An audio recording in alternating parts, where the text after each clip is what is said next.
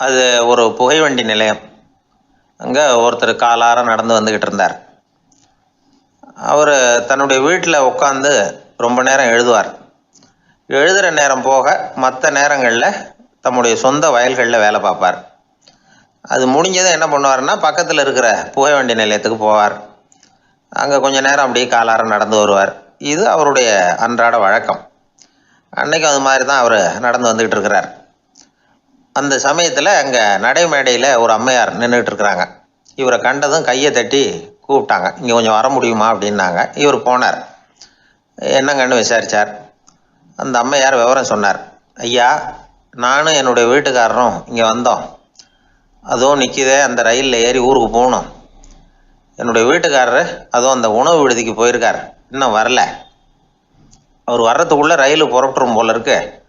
நீங்கள் ஓடி போய் அவரை அழைச்சிக்கிட்டு வர முடியுமா அப்படின்னு கேட்டாங்க. சரின்னார் இவர்.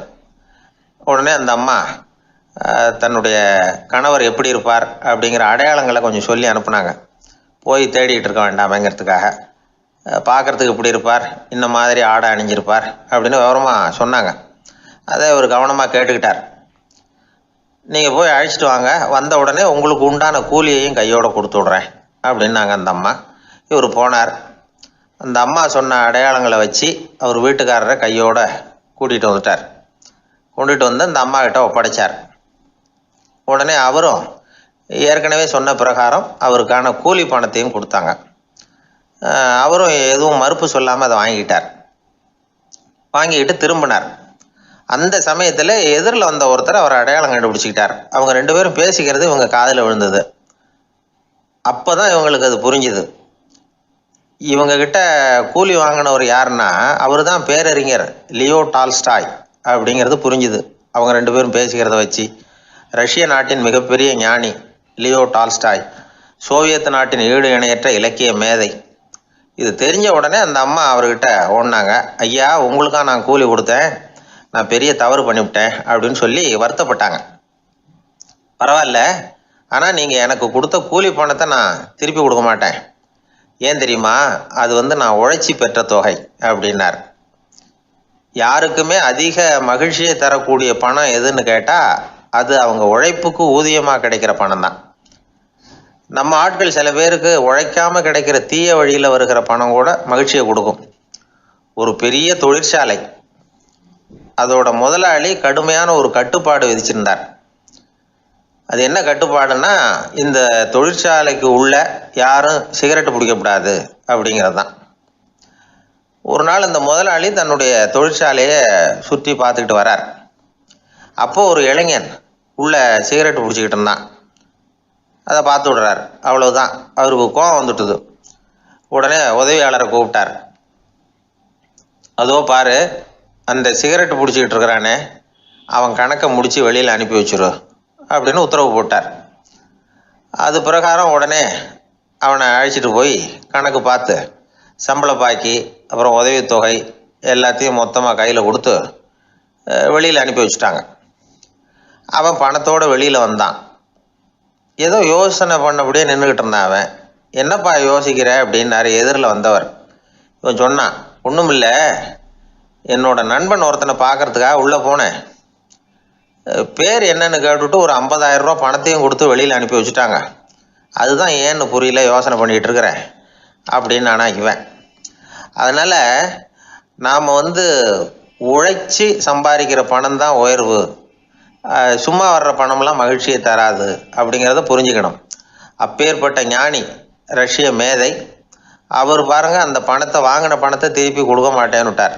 ஏன்னா அது உழைத்து பெற்ற தொகை, அதை நான் கொடுக்க மாட்டேன்னார். அதனால் நமக்கு செல்வம் சேர்க்கறது பெருசு இல்லை, அந்த சேருகிற செல்வம் நமக்கு மகிழ்ச்சியை கொடுக்கணும். அதுக்கு என்ன வழின்னா, நாம் உழைத்து சம்பாதிக்கணும் அப்படிங்கிறத அதிலிருந்து புரிஞ்சிக்க வேண்டியது ரொம்ப அவசியம். அதனால் உழைப்போம் உயர்வோம், இதுதான் வெற்றியின் ரகசியம்.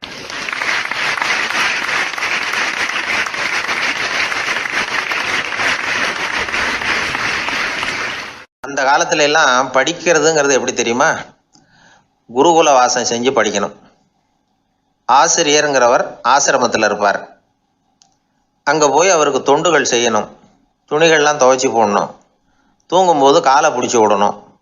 புழுக்கமாக இருந்தால் விசிறி மட்டை எடுத்து விசிறணும். அப்படியே அப்பப்போ அவர் சொல்லிக் கொடுக்குற பாடத்தையும் கற்றுக்கணும். அவர் சொல்லிக் கொடுக்குற பாடங்களை ஓலைச்சுவடிகளில் எழுதிக்கணும். இதுதான் குருகுல வாசம்ங்கிறது. இப்போ மாதிரிலாம் கிடையாது. ஆக குருகுல வாசம்ங்கிறது மனசையும் பண்படுத்தும், அறிவையும் பண்படுத்தும். அப்படி ஒரு பயிற்சி அது. அந்த காலத்தில் பஞ்சபாண்டவர்கள் ஒரு குருகுலத்தில் படிக்க போனாங்களாம். ஏற்கனவே அங்கே ஒரு 15 பேர் இருந்திருக்கிறாங்க. இவங்களையும் சேர்த்து மொத்தம் 20 பேர். எல்லாரும் ரொம்ப ஆர்வத்தோடு அங்கே தங்கி படிச்சுக்கிட்டு இருக்கிறாங்க. 2 வருஷம் ஓடி போச்சு. எல்லாரும் ஊருக்கு திரும்ப வேண்டிய நேரம். ஆசிரியர் ஒவ்வொருத்தராக கூப்பிட்டார். இது வரைக்கும் என்ன கற்றுக்கிட்ட அப்படின்னு கேட்டார்.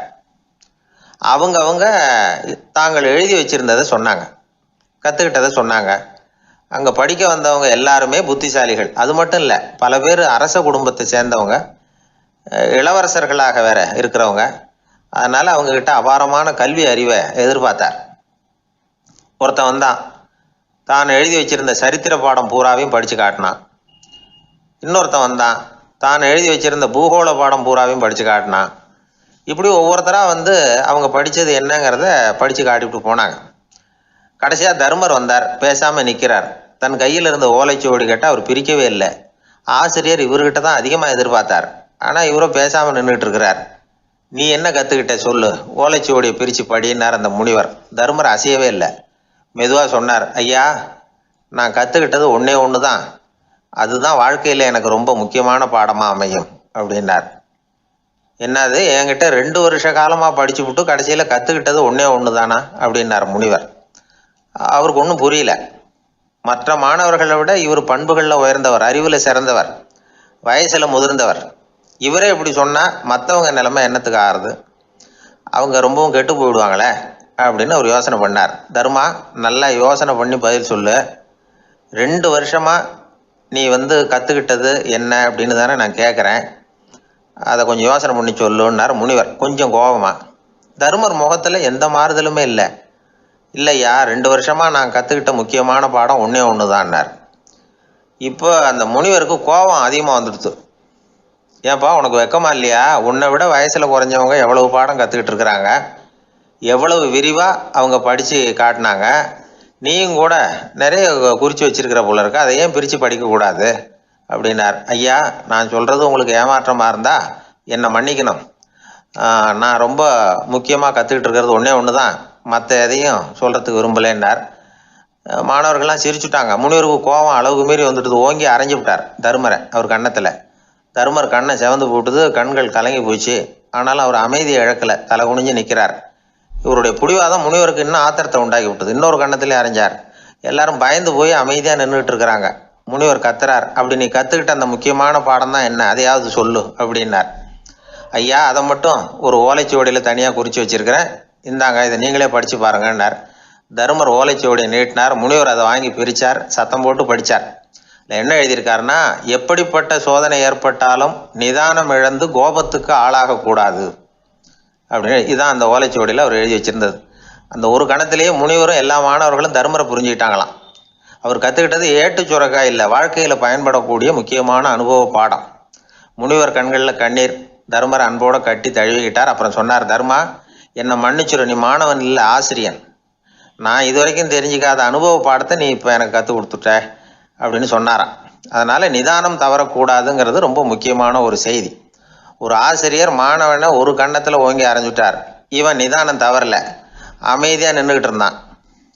அவர் ஒரு தடவை அரைஞ்சதும் எப்படி உன்னால் நிதானம் தவறாமல் இருக்க முடிஞ்சுது அப்படின்னு கேட்டாங்க நண்பர்கள். அவன் சொன்னான், நான் நிதானம் தவறி இருந்தா எங்கள் வாத்தியார் இன்னொரு கன்னத்துலேயும் அரைஞ்சிருப்பார், அது அதை விட பலமாக இருக்கும், அதனால தான் நான் அப்படி இருந்தேன் அப்படின்னு நானான். ஆக நாம் தெரிந்து கொள்ள வேண்டியது, வாழ்க்கையில் நிதானம் தவறாமல் இருக்க வேண்டும். அதுதான் வெற்றியின் ரகசியம்.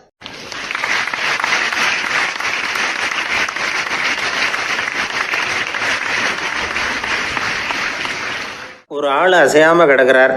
அவர் இருக்காரா போயிட்டாராங்கிறத எப்படி முடிவு பண்ணுறோம்? அவர் மூக்குக்கு முன்னாடி புறங்கையை வச்சு பார்க்குறோம், மூச்சு வருதா இல்லையா அப்படிங்கிறத கண்டுபிடிக்கிறதுக்காக. மூச்சுங்கிறது அவ்வளவு முக்கியமான ஒரு விஷயம். சுவாசம் இல்லைன்னா எதுவுமே இல்லை. நம்ம பூமி இருக்க அது கூட சுவாசிக்குதுங்கிறத சோவியத் விஞ்ஞானிகள் கண்டுபிடிச்சிருக்கிறாங்க. பூமிக்கு மேலே இருக்கிற மண் அடுக்கில் காற்றில் உள்ள ஆக்சிஜன் ஆக்சிகரணம் அடையுது அப்படின்னு தான் இதுவரைக்கும் எல்லாரும் நம்பிக்கிட்டு இருந்தாங்க. ஆனால் இப்போ என்ன கண்டுபிடிச்சிருக்கிறாங்கன்னா, அந்த ஆக்சிஜன் பூமிக்குள்ளே 1 கிலோமீட்டர் ஆழம் வரைக்கும் ஊடுருவி போகுதான். பூமிக்குள்ளே 2 பக்கமும் பல கிலோமீட்டர் வரைக்கும் பரவுதான். பூமிக்குள்ளே இருக்கிற நீர்நிலை அடுக்குகள் தான் நுரையீரல் செய்கிற வேலையை செய்யுதான். நம்ம உடம்புல நுரையீரல் இல்லைன்னா ஒன்றும் நடக்காது. ஒரு மரத்தை தலைகீழாக தொங்க போட்டால் எப்படி இருக்கும் அப்படி யோசிச்சு பாருங்கள். அப்படி தான் இதுவும் நுரையீரலும் அப்படி தான் இருக்கும். வலது பக்கம் ஒன்று, இடது பக்கம் ஒன்று. வலது பக்கம் நுரையீரல் கொஞ்சம் பெருசாக இருக்கும். நுட்பமான நரம்பு குழாய்கள் அதில் இருக்கும். கோடிக்கணக்கான நுண்ணிய குழாய்களை வச்சுக்கிட்டு தான் அது வேலை செய்யுது. 25 கோடி குழாய்கள் இருக்கும். அதை அப்படியே முழுசாக பிரித்து பரப்புனா ஒரு டென்னிஸ் கோர்ட்டில் பாதி பரப்பளவு இருக்குமா. நுரையீரல் நிறம் கருஞ்சிவப்பு தான். புகை அதிகமாக உள்ளே போச்சுன்னா அது கருப்பாயிடுது. காற்றுல உள்ள பிராணவாயுவை இது இழுத்து எடுத்துக்கிட்டு ரத்தத்தை சுத்தப்படுத்துகிற முக்கியமான வேலையை இது செய்யுது. அசுத்த காற்றை வெளியில் அனுப்பி வச்சுருது. ஒருத்தர் வேகமாக ஓடி வர்றார், அவருக்கு மூச்சு இறைக்கும். பயங்கரமாக எதையாவது பார்த்து விடுறார், உடனே மூர்ச்சி ஆகிடுவார். இது மாதிரி சமயங்களில் வேறு எந்த தூண்டுதலும் இல்லாமல் நுரையீரல் தானாகவே இயங்கும். இப்படி ஒரு அவசியம் ஏற்படுறப்போ இயக்கத்தை தூண்டி விடுற முக்கியமான இணைப்பு மூளைக்கு கீழே முதுகு எலும்புக்கு மேற்பகுதியில் இருக்குது. அது உடனே சுவாசத்துக்கு அவசர உதவியை கொடுக்குது. இப்போ ஒருத்தர் பேசாமல் உட்காந்துருக்கார். இந்த சமயத்தில் அவருக்கு 1 பங்கு காற்று தேவைப்படுதுன்னு வச்சுக்கோங்க. அவர் எழுந்திரிச்சு நடக்கும் பொழுது 1.5 மடங்கு தேவைப்படும். ஓடினார்னா 3 மடங்கு தேவைப்படும். படுத்திருக்கிறப்ப 1/2 மடங்கு தான் தேவைப்படும். இதுக்கு நிமிஷத்துக்கு 16 தடவை மூச்சு விட்டாகணும். இப்படி சாதாரணமாக உள்ளே இழுக்கிற காற்று கொஞ்சம்தான் இருந்தாலும் இது மாதிரி 8 மடங்கு காற்றை உள்ளே இழுத்து வச்சுக்கிற சாமர்த்தியம் நுரையீரலுக்கு இருக்குதான். தண்ணி, நுண்கிருமிகள், ரசாயன பொருள் இப்படி எது உள்ளே போனாலும் நுரையீரல் சமாளிச்சுக்கும். 30 வருஷமாக விடாத புகை பிடிக்கிறவர் தொடர்ந்து உள்ளே அனுப்பி வைக்கிற புகையை கூட சமாளிக்குதுன்னா பார்த்துங்களேன். உள்ளே போகிற புகை நுட்பமான சுவாச முடிச்சுகளை அழிச்சு விடுது. கறி புகை அது மேலே படிஞ்சு உபயோகம் இல்லாமல் பண்ணிவிடுது. ஆனாலும் தேவைக்கு அதிகமாக 8 மடங்கு கூடுதலாக சுவாச முடிச்சுகள் நம்ம உடம்புக்குள்ளே இருக்கிறதுனால சமாளிக்க முடியுது. சமாளிக்க முடியலன்னா சில சமயம் மூச்சு திணறும். அதை ஒரு எச்சரிக்கையாக எடுத்துக்கிட்டு புகை பிடிக்கிற பழக்கத்தை விட்டுடணும். அதுதான் நல்லது. ஆனால் அப்படி யார் விடுறது? இணை பிரியாத 2 நண்பர்கள் இருந்தாங்களாம். 2 பேரும் விடாமல் சிகரெட்டு குடிக்கிறவங்க. அதில் ஒருத்தன் செத்து போட்டான். இன்னொருத்தன் அதுக்கப்புறம் 2 சிகரெட்டாக குடிக்க ஆரம்பித்தானா. ஏன் இப்படி பண்ணுறேன்னு கேட்டிருக்காங்க. நான் 1 சிகரெட்டு தான் குடிக்கிறேன். செத்து போன என்னுடைய ஃப்ரெண்டு இருக்கானே, செத்து போனவன், அவனுக்காக இன்னொரு சிகரெட்டு குடிக்கிறேன் அப்படின்னு நானா. இது ரொம்ப ஆபத்து, விட்டுடு அப்படின்னு சொல்லியிருக்காங்க. சரின்னு ஒத்துக்கிட்டான். ஆனால் அதுக்கப்புறமும் 1 சிகரெட் வீதமாக குடிச்சிக்கிட்டே இருந்தான். சிகரெட்டு பழக்கத்தை நீ இன்னும் விடலையான்னு கேட்டாங்களாம். அந்த பழக்கத்தை நான் எப்போவோ விட்டுட்டேன். இப்போ நான் குடிக்கிறது என் ஃப்ரெண்டுக்காக அப்படின்னு நானா. இவங்கெல்லாம் எப்படி திருந்துறது?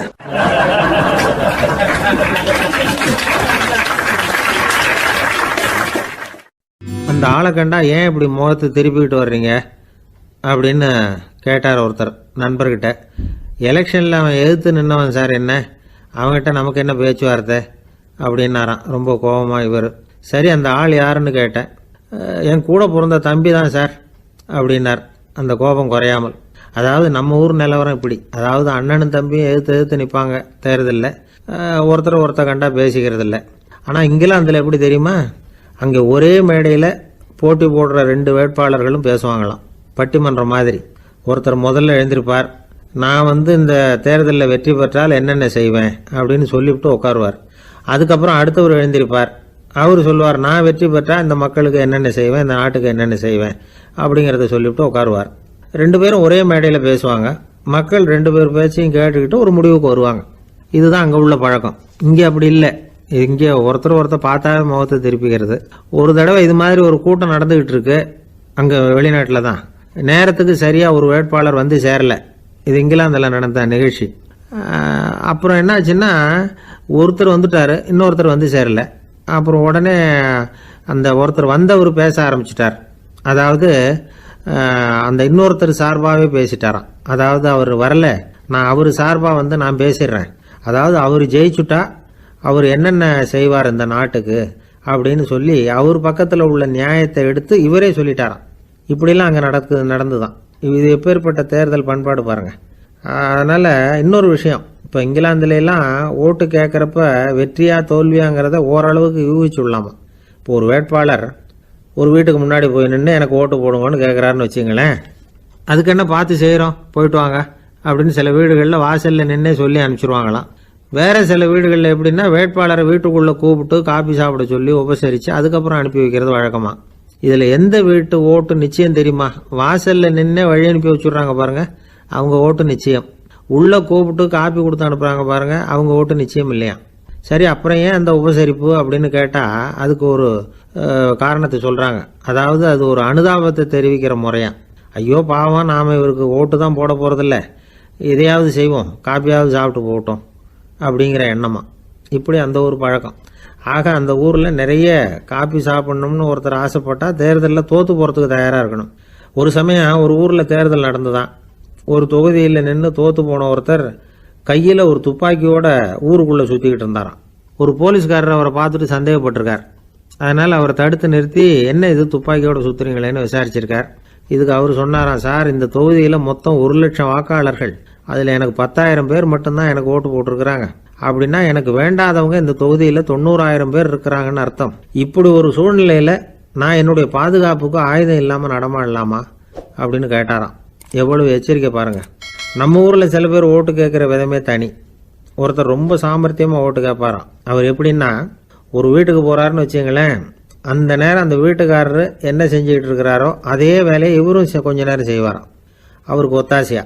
அதுக்கப்புறம் மெதுவாக பேச்சு கொடுப்பார், ஓட்டு கேட்பார், இது மாதிரி எலெக்ஷனில் நிற்கிறேன் கவனிக்கணும்னு. அது மாதிரி ஒரு தடவை அவர் போனப்போ அங்கே அவர் என்ன பண்ணிட்டு இருக்காரு, வீட்டுக்கு பின்னாடி மாட்டு கொட்டையில் பால் கறந்துக்கிட்டு இருக்கார் ஒரு பசுமாட்டுக்கிட்ட. அந்த வீட்டில் இவர் ஓட்டு கேட்க போனவர் இவர் ஓடி போய் இன்னொரு சொம்பை எடுத்துக்கிட்டு அதே மாட்டுக்கு இன்னொரு பக்கம் போய் உட்காந்துக்கிட்டு இவரும் பால் கறக்க ஆரம்பிச்சிட்டார். எதிர உட்காந்துட்டு இருக்காரு இவர் இந்த பக்கம் உட்காந்துருக்கார். கீழே கொஞ்சம் குனிஞ்சு பார்த்தா ஒருத்தர் முகத்தை ஒருத்தர் பார்க்கலாம். கொஞ்ச நேரம் ஆனதுக்கப்புறம் இவர் மெதுவாக அவர்கிட்ட பேச்சு கொடுத்தாராம். இது மாதிரி நான் எலெக்ஷனில் நிற்கிறேன், நீங்கள் ஓட்டு போடணும், அதுக்காக தான் வந்தேன்னாராம். அது முடியாதுங்களேன்னாராம் அவர். ஏன்னு கேட்டிருக்கார்.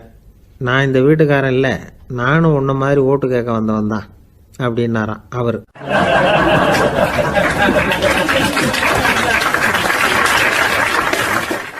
வாய் விட்டு சிரிச்சா நோய் விட்டு போகும் அப்படின்னு சொல்றது உண்டு. அது என்ன வெறும் அலங்காரத்துக்காக சொன்ன வார்த்தையா, இல்லை அர்த்தத்தோட சொன்ன வார்த்தையா அப்படின்னு யோசிச்சா அதில் நிஜமாவே அர்த்தம் இருக்குதுன்னு தான் தெரியுது. ஆதாரபூர்வமாக அதுக்கு சில நிரூபணங்களும் இருக்குது. நார்மன் கசின்ஸ் அப்படின்னு ஒருத்தர் இருந்தார். அவர் ஒரு அமெரிக்க பத்திரிகை ஆசிரியர். அவருக்கு ஏதோ ஒரு விதமான அழற்சி நோய், இன்ஃப்ளமேஷன் டிசீஸ். அது டாக்டர்கள்லாம் அதுக்கு என்ன விதமான வைத்தியமும் கிடையாது அப்படின்னு சொல்லி பல இதெல்லாம் பார்த்துட்டு கடைசியாக சொல்லிவிட்டாங்க, அதுக்கு வைத்தியமே இல்லைன்ட்டாங்க. டாக்டர்கள் தான் சொல்லிவிட்டாங்களே, அதனால் இது இப்படியே இருந்துட்டு போகட்டும் அப்படின்னு விட்டுற வேண்டியது தானே. ஆனால் அவர் அப்படி நினைக்கல. உடனே அவர் என்ன பண்ணார்னா, ஆஸ்பத்திரி ரூமை காலி பண்ணார். ஹோட்டலில் போய் ஒரு ரூம் எடுத்துக்கிட்டார். அங்கே போனார். தினமும் அவருக்கு பிடிச்ச தமாஷான படங்களை எல்லாம் டிவியில் போட்டு பார்த்துக்கிட்டு இருந்தார். சிரிப்பு வரக்கூடிய புத்தகங்களை எல்லாம் படித்தார். கொஞ்ச நாள் ஆச்சு, அவருக்கு இருந்த தொந்தரவு குணமாக ஆரம்பிச்சிட்டுது. இதை கேள்விப்பட்ட உடனே பழைய டாக்டர்கள்லாம் ஓடி வந்தாங்க. ஓடி வந்து பார்க்குறாங்க, அவர் உடம்பை சோதனை பண்ணி பார்க்குறாங்க. பார்த்தா அவர் உடம்பு குணமாகறதுக்கு உதவியாக இருந்தது சிரிப்பு தான் அப்படிங்கிறத விஞ்ஞானபூர்வமாக அவங்க ஒத்துக்கிட்டாங்களாம். இருந்தாலும் சிரிப்பு எந்த முறையில் எந்த விதத்தில் உதவி பண்ணுது அப்படிங்கிறத இன்னமும் சரியாக புரிஞ்சிக்க முடியல. ஆனாலும் ஒரு சில விஷயங்கள் மட்டும் புரியுது. அது என்னன்னா, சிரிப்பு சுவாசத்தை மேம்படுத்துது, ரத்த அழுத்தத்தை குறைக்குது, உடம்பு குணமாகறதுக்கே உரிய சில ஹார்மோன்கள் அதிகமாக உருவாகி வர்றதுக்கு வழி செய்யுது. இந்த அளவுக்கு தான் சிரிப்போட செயல்பாட்டை நாம் புரிஞ்சிக்க முடியுது. இருந்தாலும் இதை பற்றி கண்டுபிடிக்க வேண்டியது இன்னமும் ஏராளமாக இருக்குது. அதெல்லாம் விவரமாக கண்டுபிடிக்கிற வரைக்கும் நாம் காத்துக்கிட்டு இருக்க வேண்டியதில்லை. இப்போவே தாராளமாக சிரிக்கலாம். அதில் என்னத்துக்கு சிக்கணும், காசா பணமா? சிரிப்புன்னா ஹாஹான்னு சத்தம் போட்டு சிரிச்சாதான் உடம்புக்கு நல்லதுன்னு இல்லை. லேசான புன்னகை கூட உடம்புக்கு நல்லது செய்யுமா. லேசாக புன்னகை பூத்தா அந்த சமயத்தில் நாம் எப்படி ஆகுது, நம்ம உடம்பு பூரா அமைதி அடையுதான். இதையும் ஆதாரபூர்வமாக கண்டுபிடிச்சி தான் சொல்கிறாங்க. எப்போவாவது மனசு சங்கடமாக இருக்கிறப்போ கொஞ்சம் முயற்சி பண்ணி முகத்தில் புன்னகையை கொண்டுகிட்டு வந்து பாருங்கள். அதோட சுகம் உங்களுக்கு அனுபவித்து பார்த்தா தான் தெரியும். கண்ணும் உதடும் மலரும் பொழுது இருக்கிற ஆனந்தமே ஆனந்தம் அப்படிங்கிறாங்க அனுபவித்து பார்த்தவங்க. வாழ்க்கையில் நாம் தமாஷா இருக்கணும்னா அதுக்கு சில வழிகளையும் அவங்க சொல்லி வச்சிருக்கிறாங்க. முதல்ல நீங்கள் உற்சாகமாக இருக்கிறவங்க கூடவே அதிகமாக பழகணும், அவங்க கூடவே அதிக நேரம் இருக்கிறது மாதிரி பார்த்துக்கணும். அழுது வடிகிறவங்ககிட்டயே இருக்கக்கூடாது, அவங்கள அவாய்டு பண்ணுங்க, அவங்கள விட்டு விலகி வந்துடுங்க. உங்கள் முன்னாடி இருக்கிறவர் எப்பவும் மூஞ்சியை தொங்க போட்டுக்கிட்டே இருக்கிறவராக இருந்தால் கொஞ்ச நாளில் உங்கள் முகமும் அப்படியே ஆகிடுமா, ஜாக்கிரதையாக இருக்கணுமா. ரெண்டாவது, எடுத்ததுக்கெல்லாம் சீரியஸ் ஆகிடக்கூடாது, எதையும் நிதானமாக யோசிக்கணும். அடுத்தவங்க நம்மளை மதிக்கணுங்கிறதுக்காக நாம் பகட்டாக நடந்துக்கிறதுக்கு ஆசைப்படக்கூடாது. உங்களுக்கு பிடிச்ச தமாஷான வீடியோ படங்கள், புத்தகங்கள் இதையெல்லாம் லிஸ்ட்டு போட்டுக்கிட்டு முடிஞ்ச அளவுக்கு வாங்கி சேர்த்து வீட்டுக்குள்ளேயே ஒரு லைப்ரரி உண்டாக்கிக்கலாம். ஒரு பெரிய பிஸ்னஸ்மேன், ரொம்ப வெற்றிகரமாக பிஸ்னஸ் பண்ணுறவராம். அவர் எப்படின்னா அடிக்கடி ரயிலில் பிரயாணம் பண்ணுறப்போ நியூஸ் பேப்பரை வச்சுக்கிட்டு ரொம்ப சுவாரஸ்யமாக படிச்சுக்கிட்டே போகிறான். நியூஸ் பேப்பரில் அப்படின்னு சுவாரஸ்யமான விஷயம் அப்படின்னு எட்டி பார்த்தா அதுக்குள்ளே ஒரு காமிக் புஸ்தகத்தை வச்சுக்கிட்டு படிச்சுக்கிட்டு இருப்பாராம். என்னங்க அப்படின்னு கேட்டால், என் மனசு லேசாக இருக்கிறதுக்கு இது ரொம்ப உதவியாக இருக்குது அப்படின்பாரான். அது ஒரு பக்கம் இருக்கட்டும். சிரிப்புன்னா எல்லா விதமான தமாஷும் உடம்புக்கு நல்லதுன்னு நினச்சிடக்கூடாதான். ஜேம்ஸ் கரோல் அப்படிங்கிற அமெரிக்க உளவியல் நிபுணர் என்ன சொல்கிறார் தெரியுமா? அடுத்தவங்களை குறை சொல்கிறது, கேலி பண்ணுறது, நையாண்டி பண்ணுறது, இது மாதிரியான நகைச்சுவையெல்லாம் நல்லது செய்கிறது இல்லைங்கிறார் அவர். அடுத்தவங்களை தொந்தரவு பண்ணாத ஜோக்குகள் தான் எப்பவும் நல்லது. யாராவது ஜோக்கு சொன்னால் தாராளமாக சிரிக்கணும். ஒருத்தர் வந்தார், இன்னொருத்தரை கூட அழைச்சிக்கிட்டு என்கிட்ட காட்டினார். அவர் தன்னுடைய முகத்தை ரொம்ப சீரியஸாக வச்சுக்கிட்டு இருந்தார். என்னங்க விஷயம் அப்படின்னு விசாரித்தோம். வந்தவர் எங்களை பார்த்து சொன்னார், சார், இவர் கூட ஒரு பெரிய ப்ராப்ளம்னார். என்னன்னு, ஏதாவது ஒரு ஜோக்கு சொன்னால் உடனே சத்தம் போட்டு சிரிக்க ஆரம்பிச்சுடுறார் சார் அப்படின்னார். ஜோக்கை கேட்டுட்டு சிரிக்க ஆரம்பித்தா அது ப்ராப்ளம் இல்லையே அப்படின்னு சொன்னோம். சிரிக்க ஆரம்பிக்கிறது ப்ராப்ளம் இல்லை சார், ஆனால் அப்படி ஆரம்பிக்கிற சிரிப்பை அதுக்கப்புறம் நிறுத்தவே மாட்டேங்கிறார். நாள் கணக்கில் அது பாட்டு போயிட்டு இருக்கு, அதுதான் ப்ராப்ளம் அப்படின்னார் அவர்.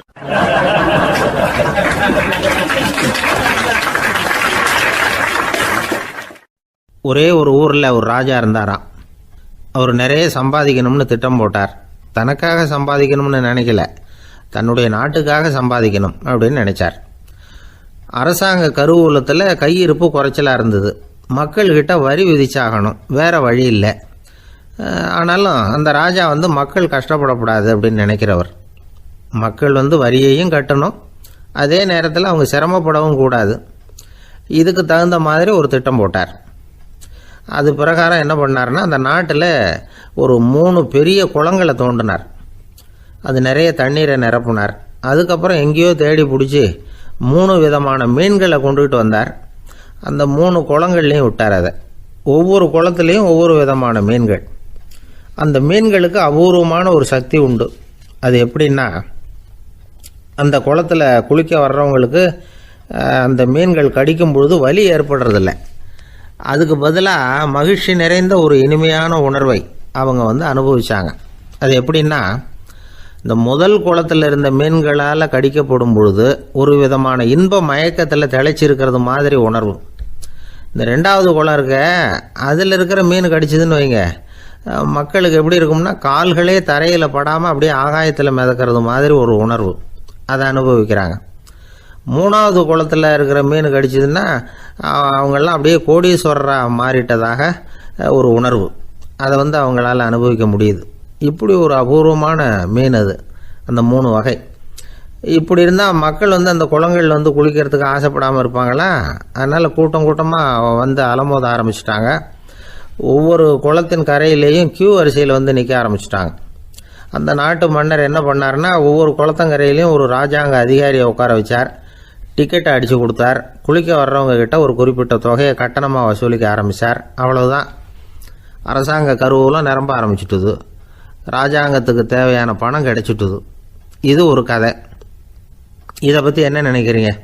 அதாவது மக்களுக்கு சுமை தெரியாமலே வரி வசூல் பண்ணுறது நல்லது தானே அப்படின்னு நினைப்பீங்க.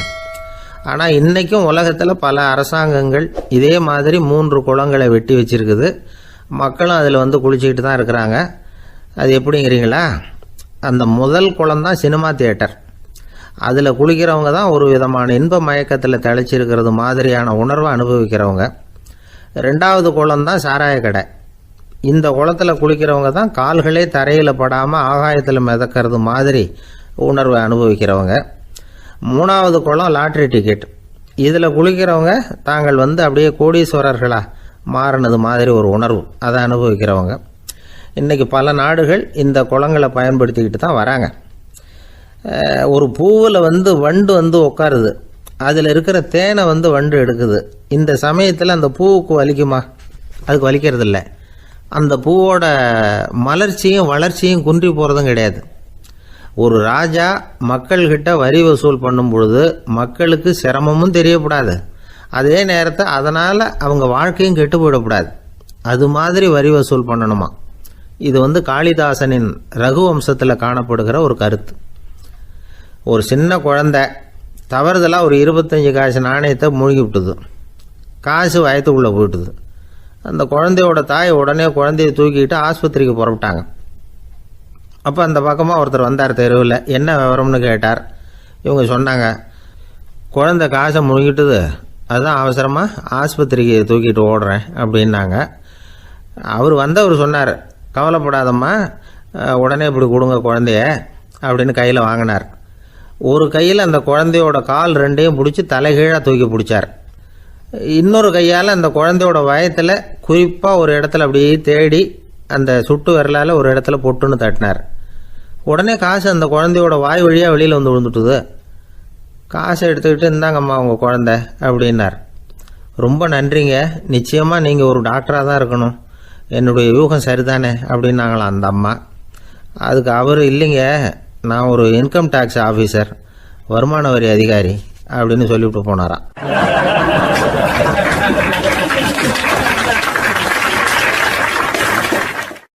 ஒரு ஊரில் ஒரு மன்னர் இருந்தார். அவர் பக்கத்து தேசத்து மேலே படையெடுக்கணும்னு நினச்சிக்கிட்டு இருந்தார். அதையும் தன்னுடைய நாட்டோட சேர்த்துக்கணுங்கிற ஆசை. எப்போ படையெடுக்கலாம்னு யோசிச்சுக்கிட்டு இருந்தார். இப்படி யோசிச்சுக்கிட்டு இருந்த சமயத்தில் ஒரு பெரியவர் அவரை தேடிக்கிட்டு வந்தார். அவர் அடிக்கடி வருவார், அவர்கிட்ட பேசிக்கிட்டு இருப்பார். இப்போவும் அப்படி தான் வந்தார். என்ன மன்னா யோசனைன்னாரு. இவர் தன்னுடைய யோசனையை சொன்னார். இந்த சமயத்தில் மன்னருக்கு தாகம் எடுத்தது, தண்ணி குடிக்கணும் போல இருந்தது. உடனே அங்கே இருந்த ஒரு அரண்மனை பணியாளரை கூப்பிட்டார். போய் கொஞ்சம் தண்ணி கொண்டு வாப்பா அப்படின்னார். அந்த பணியாளர் போனார், ஒரு கோலையில் தண்ணி கொண்டு வந்தார். ராஜா கிட்ட நீட்டினார். ராஜா அதை வாங்கி குடிக்கிறதுக்காக வாய்கிட்ட கொண்டுட்டு போனார். அந்த நேரம் பார்த்து, மன்னா கொஞ்சம் பொறுங்கன்னார் இந்த பெரியவர். ஆவலோடு குடிக்க போன மன்னர் அப்படியே நிறுத்திக்கிட்டு பெரியவரை பார்த்தார். இப்போ அந்த பெரியவர் சொன்னார், மன்னா, இப்போ உங்களை விட வலிமையுள்ள ஒரு சக்தி உங்களுக்கு தண்ணி கொடுக்க மறுத்துடுதுன்னு வைங்க, உங்களை குடிக்க விடாமல் தடுத்துடுது அப்படின்னா, இப்போ இந்த ஒரு கோவள தண்ணீரை என்ன விலை கொடுத்து வாங்குவீங்க அப்படின்னு கேட்டார். இப்போ எனக்கு இருக்கிற தாகத்துக்கு என்னுடைய அரசாங்கத்தில் பாதியையாவது கொடுத்து இந்த தண்ணியை வாங்கிறதுக்கு தயங்க மாட்டேன்னார் அவர். சரி, இப்போ அந்த தண்ணியை குடிங்கன்னார் பெரியவர். மன்னர் ஆவலோடு அந்த தண்ணியை குடித்து முடித்தார். அதுக்கப்புறம் கொஞ்ச நேரம் தன்னுடைய படையெடுப்பை பற்றி சொல்லிக்கிட்டு இருந்தார். கொஞ்ச நேரம் கழித்து மறுபடியும் இந்த பெரியவர் கேட்டார், மன்னா, இப்போ நீங்கள் ஒரு கோவள தண்ணீரை குடித்து முடிச்சுட்டீங்க. இப்போ அந்த தண்ணீர் உங்கள் உடம்பை விட்டு வெளியில் வரக்கூடிய பாதை அடைபட்டு போச்சு அப்படின்னு வச்சுங்க, அதை வெளியேற்றுவதற்காக நீங்கள் எவ்வளவு செலவழிப்பீங்க அப்படின்னு கேட்டார். மன்னர் யோசனை பண்ணார். அப்படி ஒரு நிலைமை ஏற்பட்டு போச்சுன்னா என்னுடைய அரசாங்கம் பூராவையும் அதுக்கு ஈடாக தர்றதுக்கு கூட தயங்க மாட்டேன்னார். இப்போ அந்த பெரியவர் சொன்னார், எந்த அரசாங்கத்தின் மதிப்பு ஒரு கோவள தண்ணீர் அளவுக்கு கூட இல்லையோ அந்த அரசாங்கத்தை அடையணுங்கிற பேராசையில் மனிதர்கள் தங்களுடைய சகோதரர்கள் கூடவே சண்டை போட்டுக்கிறாங்களே, அதில் ஏதாவது அர்த்தம் இருக்குதா அப்படின்னாராம். மன்னருக்கு இப்போ தான் அர்த்தம் புரிஞ்சுதான். மனசில் தெளிவு உண்டாச்சு. தன் மனசுக்குள்ளே உண்டான வெறியை விரட்டி அடிச்சு விட்டார். அதுக்கப்புறம் நிம்மதியாக ஆட்சி புரிஞ்சார். இப்படி ஒரு கதை. உயிருக்கு என்ன விலை கொஞ்சம் யோசனை பண்ணி பாருங்கள். ஆனால் அது இப்போ எவ்வளோ மலிவாக போயிட்டுது, அதையும் யோசனை பண்ணி பாருங்களேன். ஆசை பேராசையாக மாறுது, அப்புறம் அது வெறியாக ஆகுது, அதுக்கப்புறம் பைத்தியம் பிடிக்குது. இந்த காலத்து மனிதர்களுக்கு 2 விதமான பைத்தியம் பிடிச்சிருக்கிறதாக ஒரு பெரியவர் சொல்கிறார். ஒன்று பணம், இன்னொன்று அதிகாரம். இதெல்லாம் எவ்வளவு காலத்துக்கு நீடிக்கும்? ஒரு சர்வாதிகார நாட்டில் 3 பேர் ஜெயிலில் இருட்டு அறையில் பேசிக்கிட்டு இருக்கிறாங்க. நீ எப்படி இந்த ஜெயிலுக்கு வந்த அப்படின்னு ஒருத்தர் கேட்டாராம். இந்த நாட்டு ராஜாவை ஆதரித்து நான் பிரச்சாரம் பண்ணினேன், அதனால் கூட்டத்தில் தகராறு வந்துட்டுது, கலவரமாக போச்சு, அதுக்கு நான் தான் காரணம்னு அரெஸ்ட் பண்ணி இங்கே கொண்டாந்து போட்டாங்க அப்படின்னாராம் அவர். சரி, நீ எப்படி இங்கே வந்த அப்படின்னு இன்னொருத்தரை பார்த்து கேட்டிருக்கார். நான் இந்த நாட்டு ராஜாவை எதிர்த்து பிரச்சாரம் பண்ணேன், அதனால் கலவரம், அரெஸ்ட் பண்ணி கொண்டாந்து போட்டாங்கன்னார். சரிப்பா, நீ எப்படி அங்கே வந்த அப்படின்னு மூணாவது ஆளை பார்த்து இவங்க கேட்டாங்களாம். இதுக்கு அந்த ஆள் மெதுவாக வெளிச்சத்துக்கு வந்து நான் தான் இந்த நாட்டு ராஜா அப்படின்னாராம்.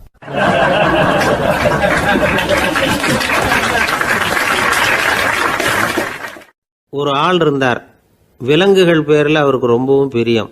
அதனால் தன்னுடைய வீட்டில் ஒரு நாயை வளர்த்தார். அதே மாதிரி கழுதையையும் வளர்த்தார். அந்த கழுதை அவர் வீட்டு கொல்லை பக்கத்தில் நின்றுக்கிட்டு இருக்கும். ஏதாவது பொதி சுமக்கிற வேலை இருந்ததுன்னா அதை கவனிச்சிக்கும். அந்த நாய் வீட்டுக்குள்ளே இருக்கும். நாய்க்கு அந்த வீட்டில் ராஜ உபசாரம் தான். அதுக்கு அந்த வீட்டில் ஏகப்பட்ட மரியாதை. குளிக்கிறதுக்கு தனியாக சோப்பு, 2 வேளையும் பால், பிஸ்கட்டு, மத்தியானம் சாப்பாடு. அதுக்கு ஏதாவது உடம்பு சரியில்லைன்னா உடனே ஆஸ்பத்திரி வைத்தியம். ரொம்ப கொடுத்து வச்ச நாய். அந்த வீட்டு தலைவர் வெளியில் அப்படியே நடைப்பயிற்சி போனால் கூடவே இதுவும் போகும். அவர் மட்டும் தனியாக எங்கேயாவது வெளியில் போயிட்டு வந்தால் வீட்டுக்கு வந்த உடனே அந்த நாய் அவர்கிட்ட ஓடி வரும். அப்படியே எழும்பி முன்னங்கால் 2ஐயும் அவர் தோள் மேலே போட்டுக்கும். அவர் சிரிச்சுக்கிட்டே அது தலையில் செல்லமாக தட்டுவார். அவர் ஈசி சேரில் சாஞ்சிக்கிட்டு டிவி பார்ப்பார், பேப்பர் படிப்பார். அப்போலாம் அந்த நாய் அவருடைய காலடியில் படுத்துக்கும். அப்போ கூட அவர் தலையை செல்லமாக தடவி கொடுப்பார். அந்த நாய் படுக்கிறதுக்குன்னே ஒரு மெத்தை, சில சமயம் அது அங்கே இருக்கிற மேஜை நாற்காலி மேலே கூட ஏறி விளையாடும். சோபாவில் ஏறி உட்காந்துக்கும். இவ்வளவு செல்வாக்காக வளர்ந்தது அந்த நாய். இதையெல்லாம் அந்த கழுதை பார்த்துக்கிட்டே இருக்குது கொல்லை பக்கத்தில் இருந்து. பார்த்துட்டு அது யோசிக்க ஆரம்பிச்சுதான், என்ன இது, இந்த வீட்டில் நாம தான் கழுதையாக உழைக்கிறோம், பொதி சுமக்கிறோம், நமக்கு ஒரு நல்ல சாப்பாடு கிடையாது, படுக்கை கிடையாது, ஒரு நாளாவது நம்ம தலையையோ முதுகையோ தடவி கொடுத்தது கிடையாது. ஆனால் அந்த நாய் இந்த வீட்டுக்காக ஒரு துரும்ப கூட அசைச்சதில்லை. அதை போய் இந்த வீட்டில் உள்ளவங்க இப்படி தலையில் வச்சு தாங்குறாங்களே அப்படின்னு யோசிச்சுதான் அந்த கழுதை. ரொம்ப நேரம் யோசிச்சுவிட்டு அதுக்கப்புறம் ஒரு முடிவுக்கு வந்திருக்குது. சரி, இனிமேல் நாமளும் அந்த நாய் மாதிரியே நடந்து பார்ப்போம், அது மாதிரியே பிஹேவ் பண்ணுவோம், அப்போவாவது நமக்கும் அந்த மரியாதை கிடைக்குதா பார்க்கலாம் அப்படின்னு ஒரு திட்டம் போட்டுது மனசுக்குள்ள. உடனே அந்த திட்டத்தை செயல்படுத்தவும் ஆரம்பிச்சுது. அதாவது அந்த வீட்டில் அந்த நாய் என்னென்ன செய்யுதோ அதையெல்லாம் இதுவும் செய்ய ஆரம்பிச்சுட்டுது. அந்த வீட்டு எஜமான் எங்கேயோ வெளியில் சுற்றிவிட்டு ரொம்ப அசந்து போய் வீட்டுக்கு திரும்பி வந்துக்கிட்டு இருந்தான். உடனே இந்த கழுதை என்ன பண்ணுச்சு தெரியுமா, அவங்ககிட்ட ஓடி போச்சு. ஓடி போய் அந்த நாய் என்ன பண்ணுமோ அது மாதிரியே பண்ணிச்சு. அதாவது அந்த ஆள் தோள் மேலே தன்னுடைய முன்னங்கால் 2ஐயும் தூக்கி போட்டுவிடுது. அந்த ஆள் பயந்து போயிட்டான். அவனுக்கு ஒன்றும் புரியல, இது ஏன் இப்படி பண்ணுதுன்னு கொஞ்சம் ஒதுங்கி நின்னான். இது அவனை சுற்றி சுற்றி வருது, நாய் மாதிரி வாழை ஆட்டிக்கிட்டே சுற்றி சுற்றி வருது கழுதை.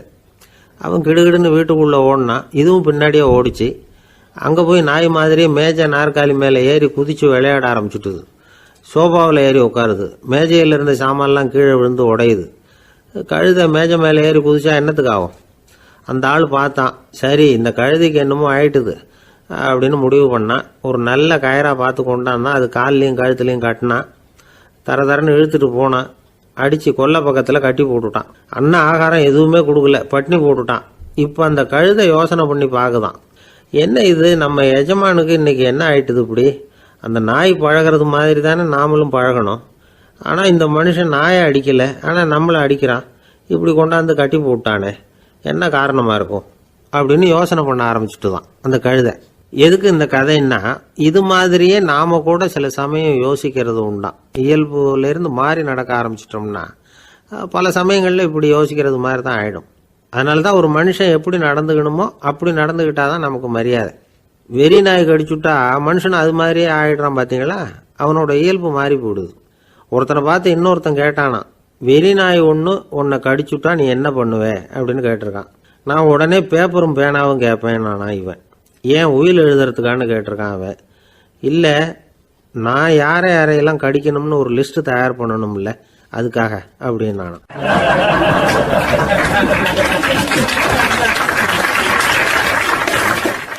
ஒரு நண்பர் ஆனந்தமாக சிகரெட் பிடிச்சிக்கிட்டு இருந்தார். இந்த பழக்கத்தை விட்டுவிடுங்களேன் அப்படின்னு சொல்லி பார்த்தோம். விட்டுடலாம்னு தான் பார்க்குறேன், ஆனால் முடியலையேன்னார். மனசு வச்சா எல்லாம் முடியும் அப்படின்னோம். அவர் கொஞ்ச நேரம் யோசனை பண்ணார். அப்புறம் சொன்னார், சரி சார், இதுதான் நான் பிடிக்கிற கடைசி சிகரெட் அப்படின்னு சொல்லி ரொம்ப அழுத்தமாக புகையை உள்ளுக்கு இழுத்தார். அதுக்கப்புறம் அந்த துண்டு சிகரெட்டை வீசி எறிஞ்சுட்டார். ஒருத்தர் இது மாதிரி தீர்மானம் பண்ணி தன்னுடைய கடைசி சிகரெட்டை தூக்கி எறிஞ்சுட்டார்னா அது ஒரு பெரிய விஷயம்தான். அதுக்கு பிறகு அவர் உடம்புல படிப்படியாக என்னென்ன மாற்றங்கள் நடக்கும் அப்படிங்கிறத பற்றி ஒரு விவர பட்டியலே வெளியிட்டிருக்கிறாங்க. அது என்ன விவரம் தெரியுமா? ஒருத்தர் புகைப்பிடிக்கிற பழக்கத்தை நிறுத்துறாருன்னு வச்சுங்க. அப்படி அவர் நிறுத்தின 20 நிமிடங்களுக்குள்ள உயர் ரத்த அழுத்தம், உடல் வெப்பம், நாடி துடிப்பு இதெல்லாம் சரியான நிலைமைக்கு வந்துடுதான். 8 மணி நேரத்துக்குள்ள இந்த ஸ்மோக்கர்ஸ் பிரீத் அப்படிங்கிற தன்மை மறைஞ்சிருதான். ரத்தத்தில் உள்ள கார்பன் மோனாக்சைடு அளவு குறையுதான், ஆக்சிஜன் அளவு கூடுதான், சரியான அளவுக்கு வந்துடுதான். ஒருத்தர் கடைசி சிகரெட்டை தூக்கி எறிஞ்சுட்டார்னா 24 மணி நேரத்துக்குள்ள மாரடைப்பு ஏற்படுறதுக்கான வாய்ப்பு குறைஞ்சுடுதான். 48 மணி நேரத்துக்குள்ள உணர்வு நரம்புகளின் முனைப்பகுதிகள் மறுபடியும் ஒன்று சேர்ந்துருதான். அதனால நாக்கு சுவை உணர்வு, மூக்கின் முகரும் சக்தி இதெல்லாம் மேம்படுதான், நல்ல நிலைமைக்கு வந்துடுதான். சிகரெட்டை நிறுத்தின 3 நாளுக்குள்ள மூச்சு விடுறது சுலபமாயிடுதான். இப்படி அவங்க பட்டியல் நிறைய சொல்றாங்க. 2 அல்லது 3 மாசத்துக்குள்ள என்ன ஆகும் தெரியுமா? ரத்த ஓட்டம் மேம்படுது, நடக்கிறது சுலபமாயிடுது. நுரையீரல் கொள்ளளவு 30% அதிகரிக்குது. 1லிருந்து 9 மாசத்துக்குள்ள சுவாச குறைபாடுகள் நீங்குது.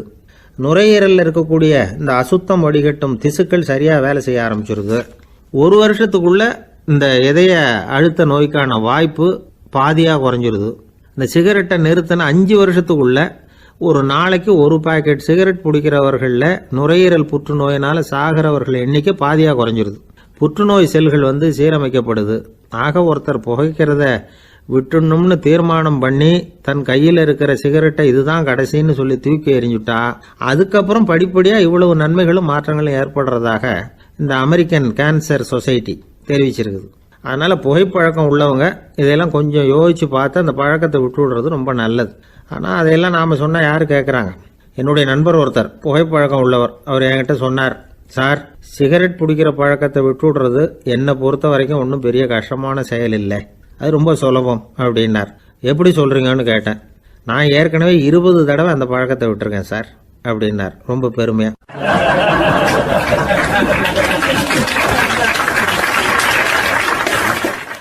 குடும்பத்தில் அப்படிலாம் இருந்து சமாளிக்கிறாங்க. குடும்பத்தில் ஒருத்தர் அனுசரிப்பு தன்மைங்கிறது ரொம்ப அவசியம். கணவன் மனைவின்னா அனுசரித்து போகணும்னு சொல்லுவாங்க. அதாவது ஒரு கணவன் அதுக்காக தான் அந்த காலத்துலலாம் ஒரு வீட்டுக்கு மாப்பிள்ளை தேடுறதுங்கிறது ஒரு பெரிய குடும்பத்தை நிர்வகிக்கிற அளவுக்கு ஒரு கணவனாக வரக்கூடிய எப்படி இருக்கணும் அப்படின்னா, அந்த காலத்தில் புலி வேட்டைக்கு போகணும். ஒரு பொண்ணுக்கு மாப்பிள்ளை தேடுறதுன்னா நம்ம தமிழ் பழக்கம் என்னென்னா, காட்டுக்கு போய் ஒரு புலியை வேட்டையாடிட்டு வரணும். அந்த புலி பல்லு அல்லது நகத்தை கொண்டுட்டு வரணும் அந்த இளைஞன். அதை வீட்டில் கொடுப்பான். அதை தான் கட்டி அதை இதாக கட்டுவாங்க, மாலையாக போடுவாங்க, தாலியாக கட்டுவாங்க. அதாவது வீரம் இருக்கா பையனுக்குன்னு பார்ப்பாங்க. ஒரு பொண்ணு வேணும்னா நீ முதல்ல வீட்டுக்கு பொண்ணு கேட்க போகக்கூடாது, காட்டுக்கு போகணும், போய் புளியை கொண்டு வா, அதுக்கப்புறம் தான் உனக்கு பொண்ணு அப்படின்னு சொல்லுவாங்க. இப்போவெல்லாம் ஏன் போகிறது இல்லைன்னா, இப்போலாம் ஒருத்தனை காட்டுக்கு போய் புலிப்பல் கொண்டு வானா புலி தான் மாப்பிள்ளையாக வரும். அதனால தான் இப்போ போகிறதில்ல யாரும் காட்டுக்கு. அப்போ பெண்களும் ரொம்ப வீரமாக இருந்தாங்க. பெண்கள் மூலம் அந்த காலத்தில் எப்படின்னா, முறத்தாலேயே புலியை துரத்துவாங்களாம். நம்ம பழைய பாட்டிலெல்லாம் பார்த்துருப்பீங்க, முறத்தால் புலியை விரட்டினாங்கன்னு வரும் பழைய பாட்டு. ஒரு அந்த அளவுக்கு பெண்களுக்கு வீரம். இப்போ கல்யாணம் ஆகி இந்த காலத்தில் ஒரு கணவனை விரட்டிட்டு வந்தாங்களாம் முறத்தை எடுத்துக்கிட்டு. ஒரு மனைவி அவன் பயந்துட்டு வெளில ஓடி வரான், பின்னாடி முறத்தை எடுத்துகிட்டு அந்த அம்மா ஓடி வருது. இவனை தனியாக பிடிச்சி கொண்டு போய், என்னப்பா இந்த மனைவிட்டு இப்படி பயந்து ஓடி வரையே, முறத்தால் துரத்துறா இப்படி வரையே அப்படின்னு தான் அவன் அப்படியே தடுமாறிக்கிட்டு, அதெல்லாம் ஒன்றும் இல்லை, அவன் என்னை புலியாக நினைக்கிறா அப்படின்னு ஒரு பெருமையாக சொல்லிட்டானான். அந்த காலத்தில் புலியை தான் முறத்தால் விரட்டினாங்க, இப்போ புருஷனை விரட்டுறாங்க அப்படின்னு சொல்லி. அப்படி அந்த காலத்தில் கணவனுக்கு ஒரு குடும்பத்தை நிர்வகிக்கிற திறமை இருக்கா, உடல் வலிமை தான் முக்கியம். இப்போ கூட மதுரை பக்கத்தில் ஐயாவுக்கு தெரியும், அந்த இளவட்டக்கல்லுன்னு ஒரு ஊருக்கு ஊர் எல்லையில் கிடக்கும். ஊர் எல்லையில் ஒரு பெரிய கல் கிடக்கும். அந்த ஊருக்கு பொண்ணு கேட்க போகிறவங்க அந்த கல்லை தலைக்கு மேலே தூக்கி காட்டணும், அப்படியே தூக்கி தலைக்கு மேலே வசதி கீழே போடணும். அந்த வலு இருந்தால் தான் நீங்கள் அந்த ஊருக்குள்ளேயே போகலாம், பொண்ணு கேட்குறதுக்கு போகலாம். இல்லைன்னா நீ திரும்பி போக வேண்டியதான். அந்த வலிமை இருக்கா மாப்பிள்ளைன்னு பார்க்குறாங்க. இளவட்டக்கல்லுன்னு பேர். அப்போ என்ன பண்ணாங்கன்னா, ஒரு 1000 வருஷத்துக்கு முன்னாடி அந்த கல்லை தலைக்கு மேலே தூக்கி கீழே போடுவாங்களாம். ஒரு 500 வருஷத்துக்கு முன்னாடி அப்படி கொஞ்சம் தூரம் இடுப்பு அளவுக்கு தூக்கி கீழே போட்டுக்கிட்டு இருந்துருக்குறாங்க. அதுக்கப்புறம் ஒரு 100 வருஷத்துக்கு முன்னாடியெல்லாம் அப்படி முழங்கால் அளவுக்கு அப்படி தூக்கி போட்டால் போகிறோம்னு வச்சுருந்தாங்களாம். இப்போ நான் அந்த ஊருக்கு என் கூட பழனிசாமின்னு ஒருத்தர் இருக்கார். அவர் போய் உனக்கு எப்படிப்பா இந்த ஊரில் கல்யாணம் ஆச்சு அப்படின்னா, இப்போலாம் நாங்கள் தொட்டு கும்பிட்டா போகிறோம், அதை அசைக்கிறது கூட இல்லை.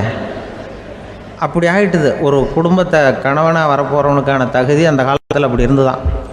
அப்படி கணவன் தேர்ந்தெடுக்கிறது, குடும்ப தலைவனை தேர்ந்தெடுக்கிறது ஒரு பெரிய காரியம். ஒரு பெரிய செல்வந்தர் போட்டி வச்சாராம். ஒரு நீச்சல் குளம், அதில் யார் வேணாலும் குதித்து அந்த பக்கம் போய் கரையேறலாம். அந்த நீச்சல் குளத்தில் விஷப்பாம்புலாம் கிடக்கு. யார் துணிஞ்சி அந்த விஷப்பாம்பு இருக்கிற குளத்தில் குதித்து அந்த பக்கம் போய் கரையேறானோ அவனுக்கு ஒரு 100 ஏக்கர் நிலம் கொடுப்பேன். அது வேண்டான்னா ஒரு 1000 ஆடு கொடுப்பேன். அதுவும் வேண்டான்னா என் பொண்ணை கொடுப்பேன் அப்படின்னு போட்டி வச்சார். அதான் மாப்பிள்ளையை தேர்ந்தெடுக்கிறதுக்கு அவர் ஒரு வழி, நீச்சல் குளத்தில் குதித்து கரையேறணும். இப்போ அந்த ஊரில் இருக்கிற இளைஞர்கள்லாம் பார்க்குறாங்க அந்த குளத்தில் குதிக்கணும்னு. ஆனால் குளத்தில் வெறும் விஷப்பாம்புலாம் கிடக்கு. இது என்ன பண்ணுறதுன்னு பார்த்தா யாருமே குதிக்கிறதுக்கு தைரியம் வரல. திடீர்னு ஒருத்தன் துணிஞ்சு குதித்தான். படபடன்னு அடிச்சுட்டு போய் அந்த பக்கம் கரையேறிட்டான். கரையேறின உடனே பரவாயில்லையே ஒரு ஆள் வந்துட்டான்னு சொல்லி அவனை அந்த இளைஞனை போய் பிடிச்சிட்டு வந்தாங்க. அந்த பெரியவர் கேட்டார், ஏப்பா இவ்வளவு பெரிய விஷப்பாம்பெல்லாம் கிடக்கிற நீச்சல் குளத்தில் நீ துணிஞ்சு குதித்து கரையேறி இருக்கிற, உனக்கு என்ன 1000 ஏக்கர் நிலம் கொடுத்துறவா, 100 ஏக்கர் நிலம் கொடுக்கவா சொல்கிறப்படி அப்படின்னா, வேண்டாம் சார்ன்றான். ஓஹோ அப்படின்னா ஒரு 1000 ஆடு வேணுமா உனக்கு அப்படின்னா, அதுவும் வேண்டாம் சார். ஓ அப்படின்னா என் பொண்ணு வேணுமா அப்படின்னா, அதுவும் வேண்டாம் சாருங்கிறான். அப்புறம் எதுக்குடா குதிச்சுன்ட்டு என்ன உனக்கு என்ன தான் வேணும் அப்படின்னு கேட்டிருக்கார். என்னை எவன் பிடிச்சி தள்ளி விட்டவன்னு தெரியணும் அப்படின்றான். அதுக்காக அவன் பார்த்துருக்கான். அப்படி இருந்தால் தான் துணிச்சல் வரும் இந்த காலத்தில். எதுக்கு இவ்வளவு சங்கடம்லாம் வச்சாங்கன்னா, ஒரு குடும்பத்துக்கு தலைவராக வர வேண்டிய ஒரு ஆள், கணவனாக இருக்க வேண்டியவனுக்கு துணிச்சல் இருக்கா, தைரியம் இருக்கா அப்படிங்கிறது பார்க்குறதுக்காக இப்படிப்பட்ட தேர்வு முறைகள்லாம் வச்சுருந்தாங்க அந்த காலத்துலலாம்.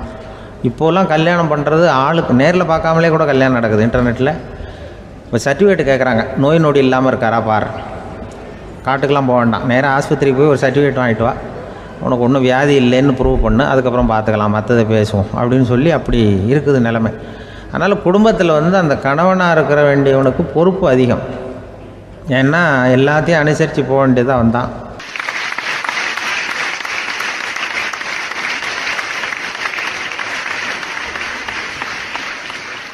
ஒரு குழந்தை பிறந்து தான் ஒரு வீட்டில். அந்த குழந்தைக்கு என்ன பேர் வைக்கிறதுங்கிறது ஒரு தகராறு. இந்த குழந்தைக்கு என்ன பேர் வைக்கிறதுங்கிறதுல தகராறு வந்துடுது. யார்? கணவனுக்கும் மனைவிக்கும். அவன் என்ன சொல்கிறான், எங்கள் அப்பா பேரை தான் வைக்கணுங்கிறான் அவன். இந்த அம்மா என்ன சொல்லுது, இல்லை எங்கள் அப்பா பேரை தான் வைக்கணும் அப்படிங்குது. இது காலையிலேருந்து சண்டை, தகராறு. எதிர்த்த வீட்டுக்காரன் பார்த்தான், இது என்ன காலையிலேருந்து எதிர்த்த வீட்டில் தகராறு நடக்குது, என்னென்னு போய் கேட்டிருக்கான். என்னம்மா உங்களுக்கு உள்ள தகராறு, காலையிலேருந்து பார்த்தேன் அப்படின்னா, ஒன்றும் இல்லைம்மா, எங்கள் குழந்தைக்கு பேர் வைக்கிறதுல எங்களுக்கு உள்ளே ஒத்து போக முடியல, நான் எங்கள் அப்பா பேரை வைக்கணுங்கிறேன், அந்த அம்மா அவங்க அப்பா பேரை வைக்கணுங்குது, அதுதான் எங்களால் குடும்பத்தில் ஒரு நிம்மதி இல்லாமல் இருக்கிறோம், தகராறு பண்ணிகிட்ருக்கோம் அப்படின்னு நானா. அப்போ எதிர்த்த வீட்டுக்காரன் சொல்லியிருக்கான், எதிர்த்த வீட்டுக்காரன்னு நான் எதுக்கு இருக்கிறேன், நான் பஞ்சாயத்து பண்ணி வைக்கிறேன், உங்களுக்குள்ளே என்ன இது பேர் தானே வைக்கணும், ஏன்ப்பா உங்கள் அப்பா பேர் என்ன அப்படின்னு அவனை கேட்டிருக்கான். எங்கள் அப்பா பேர் சீனிவாசன் அப்படின்ட்டுருக்கான். இந்த அம்மாவை உங்கள் அப்பா பேர் என்னம்மா, கிருஷ்ணன் அப்படின்னு சொல்லி இவன் யோசித்து பார்த்தான். குழந்தைக்கு சீனிவாச கோபாலகிருஷ்ணன்னு பேர் வைங்க போங்க அப்படின்ட்டு போயிட்டான். ஏற்ற விட்டுக்கு தீர்த்து வச்சுட்டு போயிட்டான். போனதுக்கப்புறம் இவங்க 2 பேரும் பேசிக்கிட்டாங்க. சரி, இந்த சீனிவாசன் சரி, கிருஷ்ணன் சரி, நடுவில் கோபாலம் யார் அப்படின்னு சொல்லி அவனை போய் இழுத்துட்டு வந்தான். எழுத்து வீட்டில் போய் அது யார்ரா, அது இங்கே வா, அது யார்ரா கோபால, அது எங்கள் அப்பா பேர், நீ அதை மட்டும் எதுக்கு விட்டு வைக்கிற, அதையும் சேர்த்து வச்சுட்டு போடான்னு. அதாவது குடும்பத்தில் ஒரு கணவனும் மனைவியும் ஒரு சின்ன விஷயத்தில் கூட ஒத்து போகலைன்னா இப்படி தான் ஏற்று வீட்டுக்காரன் பஞ்சாயத்துக்கு வருவான், கோபாலன்னு குறுக்க வருவான் ஒருத்தன். அப்படி அந்த அனுசரிப்புங்கிறது குடும்பத்தில் ரொம்ப அவசியம்.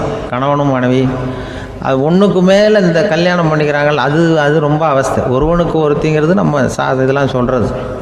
ஒன்றுக்கு மேற்பட்ட திருமணங்கள் சங்கடத்தில் தான் கொண்டு விடும். நிறைய சொல்லுவாங்க. உலகத்திலேயே ஒரு பெரிய இது என்ன தெரியுங்களா, இயற்கை நிர்ணயம் பண்ணுது. இப்போ நம்ம சில பேருக்கு எனக்கு பொம்பளை புள்ள வேண்டாம் ஆம்பளை புள்ள வேண்டான்னு சொல்லி இந்த ஸ்கேன் பண்ணி என்னென்னவோ பண்ணிகிட்டு இருக்கிறாங்கல்ல. ஆனால் இயற்கை அந்த 50-50 ரேஷியோவை அது மெயின்டைன் பண்ணிகிட்ருக்கு. இந்த உலகத்தில் ஒரு அதிசயமான உண்மை என்னென்னா 116 ஆம்பளை புள்ள பிறந்தா 100 பொம்பளை புள்ள பிறகுதான். உலக அளவில் 116 ஆம்பளை புள்ள பிறந்தா 100 பொம்பளை புள்ள பிறகுது. இது எதுக்கு 16 அதிகமாக பிறகுதுன்னா அந்த வாலிப வயசு அடையிறதுக்குள்ளே 16 செத்து போகுது. 16 அங்கங்கே ஓடுறது கொஞ்சம் முரட்டுத்தனமாக போகிறதுனால செத்து போகுது. அந்த 50-50 இந்த ஒருத்தருக்கு ஒருத்தங்கிற ரேஷியோவை இயற்கை மெயின்டைன் பண்ணிகிட்டு இருக்கு. அது ஒரு பெரிய அதிசயம். அதை விட பெரிய அதிசயம் என்னென்னா இந்த உலக யுத்தம் நடந்ததில்ல, முதல் உலக யுத்தம், 2வது யுத்தம், அப்போ பார்த்துருக்குறாங்க, கணக்கு எடுத்துருக்குறாங்க. அந்த யுத்தம் முடிஞ்ச பிறகு 116 ஆம்பளை பிள்ளைக்கு பதிலாக 160 170 பிறக்க ஆரம்பிச்சுதான். 100 பெண் குழந்தைக்கு 170 180 ஆண் குழந்தை. இது எதுக்குன்னா அந்த போரில் செத்து போகுதில்ல ஆம்பளை பிள்ளைகள், அதை ஈடுகட்டுறதுக்காக அதிகமாக பிறக்க ஆரம்பிச்சிருக்கு. அந்த அளவுக்கு இயற்கை ஒரு பெரிய ரேஷியோவை மெயின்டைன் பண்ணுது. அதாவது ஒருவனுக்கு ஒருத்திங்கிறத அது சொல்லிகிட்டு இருக்கு. புறாவெல்லாம் வளர்த்திங்கன்னா, நான் கூட புறா வளர்த்துருக்குறேன் ஊரில். புறா வளர்த்திங்கன்னா ஒரு தடவைக்கு 2 முட்டை தான் விடும் ஒரு வீட்டுக்கு. அந்த 2 முட்டையும் குஞ்சு பறிச்சுன்னா அதில் ஒன்று ஆணாக இருக்கும், ஒன்று பொண்ணாக இருக்கும். அது எந்த முட்டை ஆண் எந்த முட்டை பெண்ணுங்கிறத இயற்கை நிர்ணயம் பண்ணுது. அதை நம்ம மாற்றவே முடியாது. ரெண்டையும் அந்த பெண்ணாவோ 2 ஆணாவோ மாற்ற முடியாது நம்ம. அதனால் அந்த இயற்கையை புரிஞ்சுக்கிட்டு நாம் நடந்துக்கணும். அதனால தான் ஒரு கணவன் ஒரு மனைவி, அதான் ஒருத்தருக்கு ஒருத்தங்கிறது. ஒன்றுக்கு மேலேனா சங்கடம் தான். ஒரு பஸ்ஸில் ரெண்டு பெண்கள் வந்துக்கிட்டு இருந்தாங்களாம். பஸ்ஸு பிரயாணம். 2 பெண்கள் பக்கத்து பக்கத்தில் உட்காந்துருக்காங்க. அந்த கண்டக்டரை கூப்பிட்ருக்காங்க, இங்கே வாயா அப்படின்னு அந்த ஒரு அம்மா கூப்பிட்ருக்கு. என்னம்மா அப்படின்ட்டுருக்கார். இந்த ஜன்னலை திறந்து விட்டு போ அப்படின்னு. சரின்னு அதுக்கு பக்கத்தில் இருந்த ஜன்னலை திறந்து விட்டு அவர் போயிட்டார். பக்கத்தில் இருந்தம்மா உடனே இங்கே வாயா மறுபடியும் வாயான்னு கூப்பிட்ருக்கு. என்ன இந்த ஜன்னலை மூடி விட்டு போ அப்படின்ட்டுருக்கு. மூடி விட்டு போனார். மறுபடியும் அந்த முன்னாடி கூப்பிட்டது வாமா வாயான்னு மறுபடியும் கண்டக்டரை கூப்பிட்டு, என்ன இந்த பார், இந்த ஜன்னலை நீ மூடி வச்சின்னா நான் மூச்சு திணறி செத்து போடுவேன். அப்புறம் உடனே பக்கத்தில் இருந்தம்மா தபாரியா அந்த அம்மா பேச்சை கேட்டுட்டு நீ திறந்து வச்சின்னா நான் குளிர் தாங்காமல் செத்து போடுவேன் அப்படின்ட்டு அவர் தலையை பிச்சுக்கிறார் கண்டக்டர். என்னடா பெரிய ரொம்ப போச்சு, கொஞ்சம் தூரம் பிரயாணம், இதில் கூட அட்ஜஸ்ட் பண்ணி போகக்கூடாதா அப்படின்னு. அப்போ அந்த பஸ்ஸில் பின்னாடி ஒருத்தன் கடைசி சீட்டில் வெயில் தாங்காமல் சட்டையெல்லாம் கட்டி போட்டுட்டு ஒரு கிராமத்து ஆள் பீடி குடிச்சிட்டு வரான். அவர் கூப்பிட்ருக்கான் அந்த ஆள், அந்த கண்டக்டர், இங்கே வாயா அங்கே என்ன தகராறு அப்படின்னு. அந்த எதிர்த்து வீட்டுக்காரன் வந்தானே முன்னாடி பஞ்சாயத்துக்கு, அது மாதிரி கண்டக்டர் இங்கே வாயா, அவன் ஏன் நீ என்ன சொல்ல போகிற அப்படின்ட்டு வந்திருக்கான். சட்டையெல்லாம் கட்டி போட்டு பீடி குடிக்கிறான். பீடி புகையை ஊதி விட்டு அங்கே என்ன தகராறு அப்படின்னு கேட்டிருக்கான். ஒன்றும் இல்லையா, அந்த அம்மா ஜன்னலை திறந்தா செத்து போவேங்கிறது, இந்த அம்மா ஜன்னலை மூடுனா செத்து போவேங்கிறது, நான் என்னையா பண்ணுறது ஒரு ஆள், இதுக்கு ஏன் கவலைப்படுறேன், நான் சொல்கிறத கேள்வி, நான் தீர்த்து வைக்கிறேன் பிரச்சனையை அப்படின்னு சொல்லிவிட்டு பீடியை எடுத்துக்கிட்டு புகையை ஊதி விட்டு சொன்னானா, கொஞ்ச நேரம் அந்த ஜன்னலை மூடி வை, அந்த அம்மா செத்து போவோம், அப்புறம் திறந்து வை, இந்த அம்மா செத்து போவோம், நாம் நிம்மதியாக போகலாம் அப்படின்னு சொல்லிட்டு பீடி குடிக்க ஆரம்பிச்சிட்டான். அவருக்கு கோவம் வந்துட்டுது கண்டக்டருக்கு. உனக்கு என்னையா நீ பாட்டுக்கு சொல்லிட்டு கொடுவ, அந்த 2 அம்மாவும் செத்து போச்சுன்னா அவங்க வீட்டுக்காரனுக்கெல்லாம் யார் பதில் சொல்கிறது அப்படின்னா, கவலையே படாத, 2 பேருக்கும் நான் தான் வீட்டுக்காரன். அதனால தான் அந்த யோசனையை சொன்னேன் அவங்ககிட்ட. அப்புறம் இதுதான் இந்த ஒன்றுக்கு மேலே போச்சுன்னா அது இயற்கைக்கு விரோதம், இப்படிலாம் ஆகும். அதனால தான் அவன் அவ்வளவு ஒன்றுமே வேண்டான்ட்டு கடைசி பெஞ்சு இதில் போய் சீட்டில் உட்காந்துக்கிட்டான். அப்படி இயற்கையை புரிஞ்சுக்கிட்டு வாழணுங்கிறது முக்கியம். குடும்பத்தில் கணவனுடைய பங்கு என்ன, மனைவியினுடைய பங்கு, குழந்தை குட்டிகள்லாம் சொல்லுவாங்க. அப்படி இருக்கணும். கணவன்கிறவனுக்கு நிறைய சகிப்புத்தன்மை தேவைப்படுது. மனித நேயம்ங்கிறத பற்றி சொல்லுவாங்க. மனித நேயம் ஏன்னா ஒரு கணவன் கணவனாக இருக்கணும், மனைவி மனைவியாக இருக்கணும். ஒரு மனுஷன் இன்றைக்கி மனிதனாக இல்லை, மனித நேயம் குறைஞ்சி போச்சு, எது குடும்ப உறவுகள்லாம் ரொம்ப மாறி போச்சுன்னு சொல்லலாம். இப்போ நாகரிகத்தில் அப்படி தான் இருக்குது. ஒரு இதில் ஒருத்தன் என்ன பண்ணியிருக்கிறான், ஒரு சின்ன பையனை கொண்டு வந்தானா, ஒரு சின்ன பையன் பக்கத்தில் இருக்கான். ஒரு பெரியவர் கேட்டிருக்கார், யாரப்பா அந்த பையன் அப்படின்னு கேட்டிருக்கார். இவன் சொன்னான்னா, இந்த பையன் எனக்கு தூரத்து உறவுன்னு இருக்கான். சரி, தூரத்து உறவுன்னா எப்படி அப்படின்னு கேட்டிருக்கான். இந்த பையன் எங்கள் அப்பாவுக்கு 8வது புள்ள அப்படின்னானா. கூட பிறந்தவனே அவ்வளோ தூரமாக போயிட்டான், 8வதாக பிறந்தான். அப்படி இருக்க குடும்ப உறவுகள்ங்கிறது. மனுஷனுக்கு வேல்யூ விஞ்ஞானம் எப்படி போட்டிருக்குன்னா, ஒரு மனித உடம்பில் இருக்கிற கால்சியத்தை மட்டும் தனியாக எடுத்தால் ஒரு சின்ன ரூமுக்கு வெள்ளை அடிக்கலாமா. ஒரு மனுஷ உடம்புல இருக்கிற பாஸ்பரஸை மட்டும் தனியாக எடுத்தால் ஒரு 40 நெருப்பு குச்சி தயார் பண்ணலாம். ஒரு மனுஷ உடம்புல இருக்கிற இந்த கொழுப்பு சத்தை மட்டும் தனியாக எடுத்தால் ஒரு 7 சோப்பு கட்டி தயார் பண்ணலாம். அது மாதிரி ஒரு மனுஷ உடம்புல இருக்கிற இரும்பு சத்தை மட்டும் தனியாக எடுத்தால் ஒரு 2 அங்குல ஆணி 2 செய்யலாம். இவ்வளவுக்கும் விலை போட்டால் 42 ரூபா 50 காசு. இதுதான் மனுஷனுக்கு விஞ்ஞானம் போட்டிருக்கிற விலை. அது எப்போ அது ஒசரும்னா அவன் மனுஷனாக இருக்கிற வரைக்கும் இருக்கிறப்ப. அதுவும் செத்து போனால் அதுவும் கிடையாது, செத்து போனால் அதுவும் குறைஞ்சிரும். மிருகங்களுக்கெல்லாம் அப்படி இல்லை, செத்ததுக்கு அப்புறம் விலை கூடும். அங்கெல்லாம் எல்லா ஊர்லேயும் பார்த்திங்கன்னா உயிர் கோழி 50 ரூபா, உரிச்ச கோழி 60 ரூபான்னு போட்டிருக்கோம். செத்ததுக்கு அப்புறம் 10 ரூபா அதிகம். மனுஷனை வந்து நீ உயிர் மனுஷன் 42 ரூபா 50 காசு, செத்ததுக்கு அப்புறம் 52 ரூபான்னா நீயே வச்சுக்கிடாது, எனக்கு இது கண்டு போடும். அவன் வந்து எப்போ அவனுக்கு வேல்யூ கூடும்னா மனிதனாக வாழும்பொழுது தான் வேல்யூ கூடும்.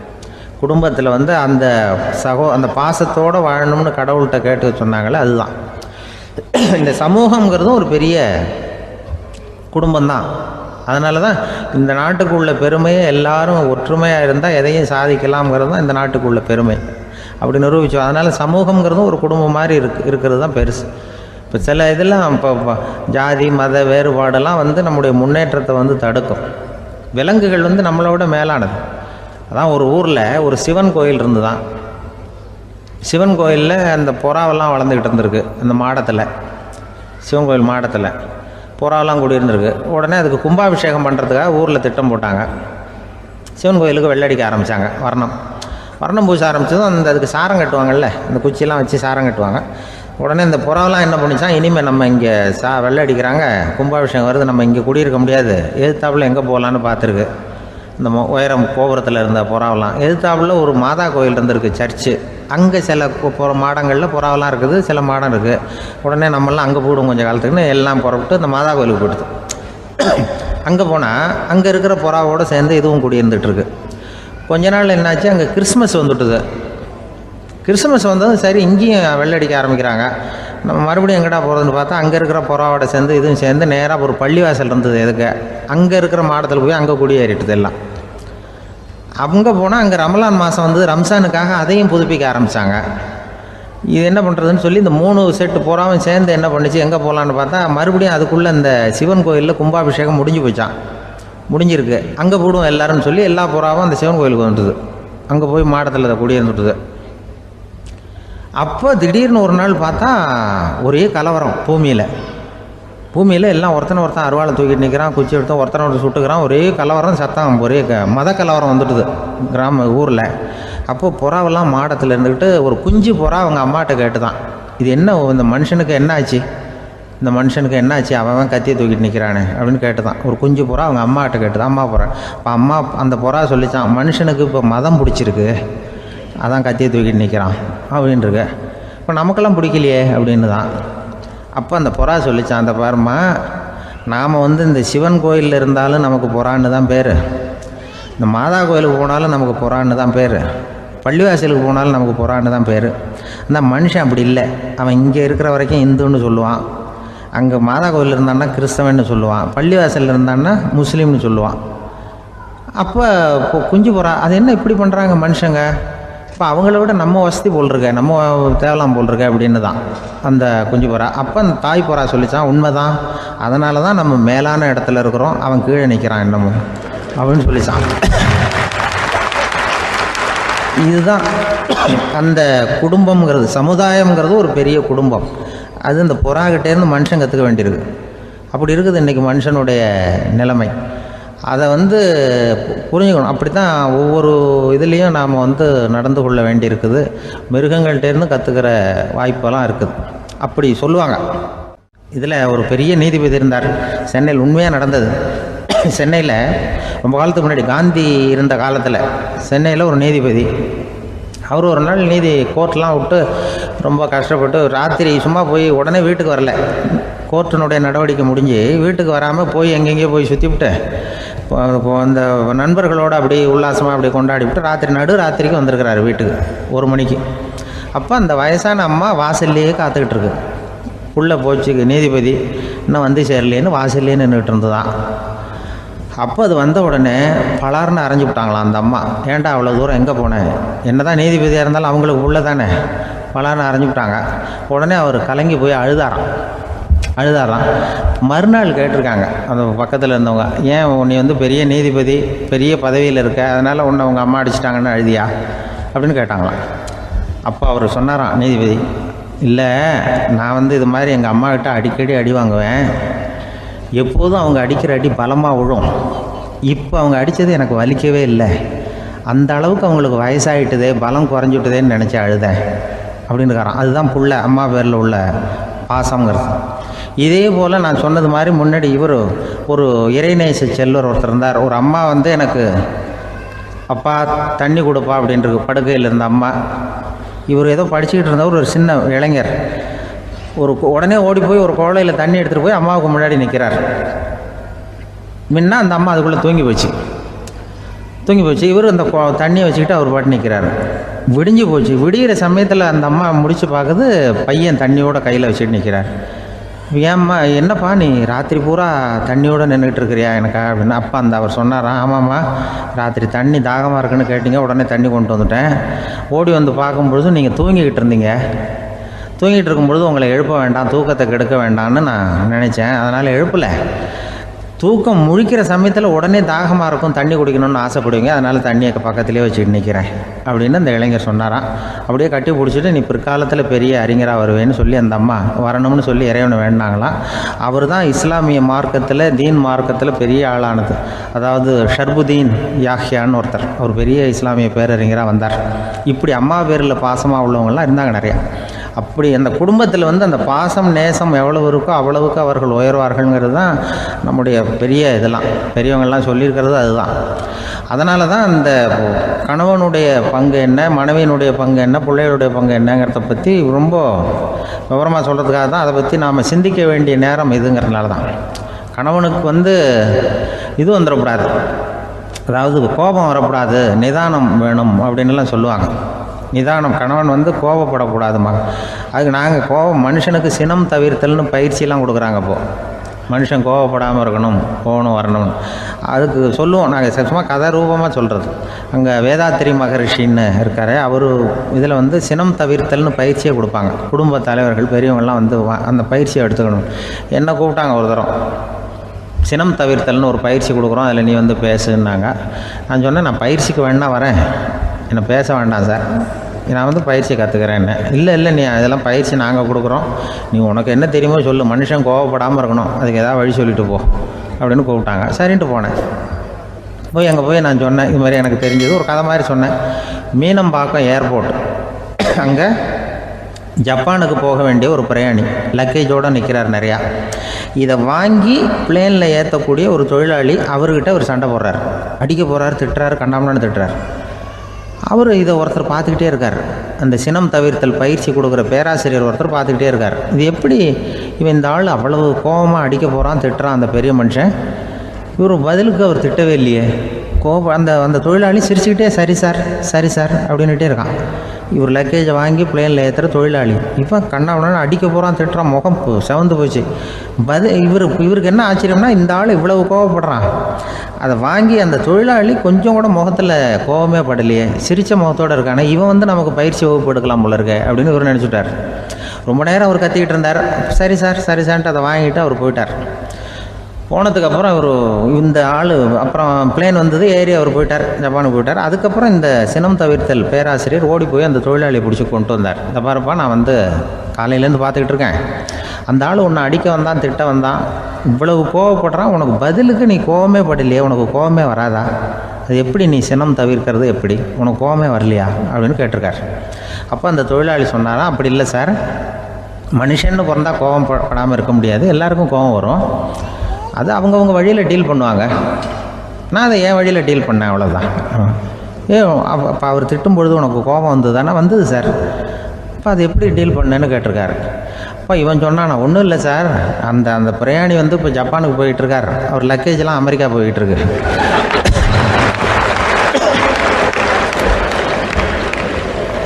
இதுக்கு நாம் எதுக்கு சார் அனாவசியமாக அவன்கிட்ட போய் சண்டை போட்டுக்கிட்டேன்,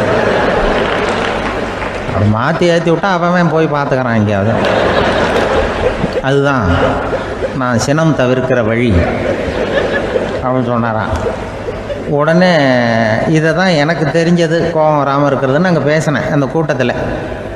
அதுக்கப்புறம் இன்ன வரைக்கும் அவங்க கூப்பிடுறதே இல்லை என்ன. ஏன்னா நாங்கள் முறையாக ஒருத்தன் கோவப்படாமல் இருக்கிறதுக்கு என்ன வழின்னு சொல்லி கொடுத்துக்கிட்டு இருக்கிறோம். நீ இப்படி பண்ணுறியப்பா அப்படின்னு சொல்லி பிள்ளைகளை பற்றி சொல்லுவாங்க. இப்போ ராமர் லட்சுமணர் கதை சொல்லுவாங்க. அதாவது ராமரும் பரதனும் பந்து விளையாடிக்கிட்டு இருந்தாங்களாம் சின்ன வயசில் பந்து விளையாடிக்கிட்டு இருந்தாங்களாம். உடனே ராமர் வந்தாராம். வந்து கோசலை அவங்க அம்மா கோசலை மடியில் சோர்ந்து போய் உட்காந்தாராம். சந்தோஷமாக உட்காந்துருக்காரு.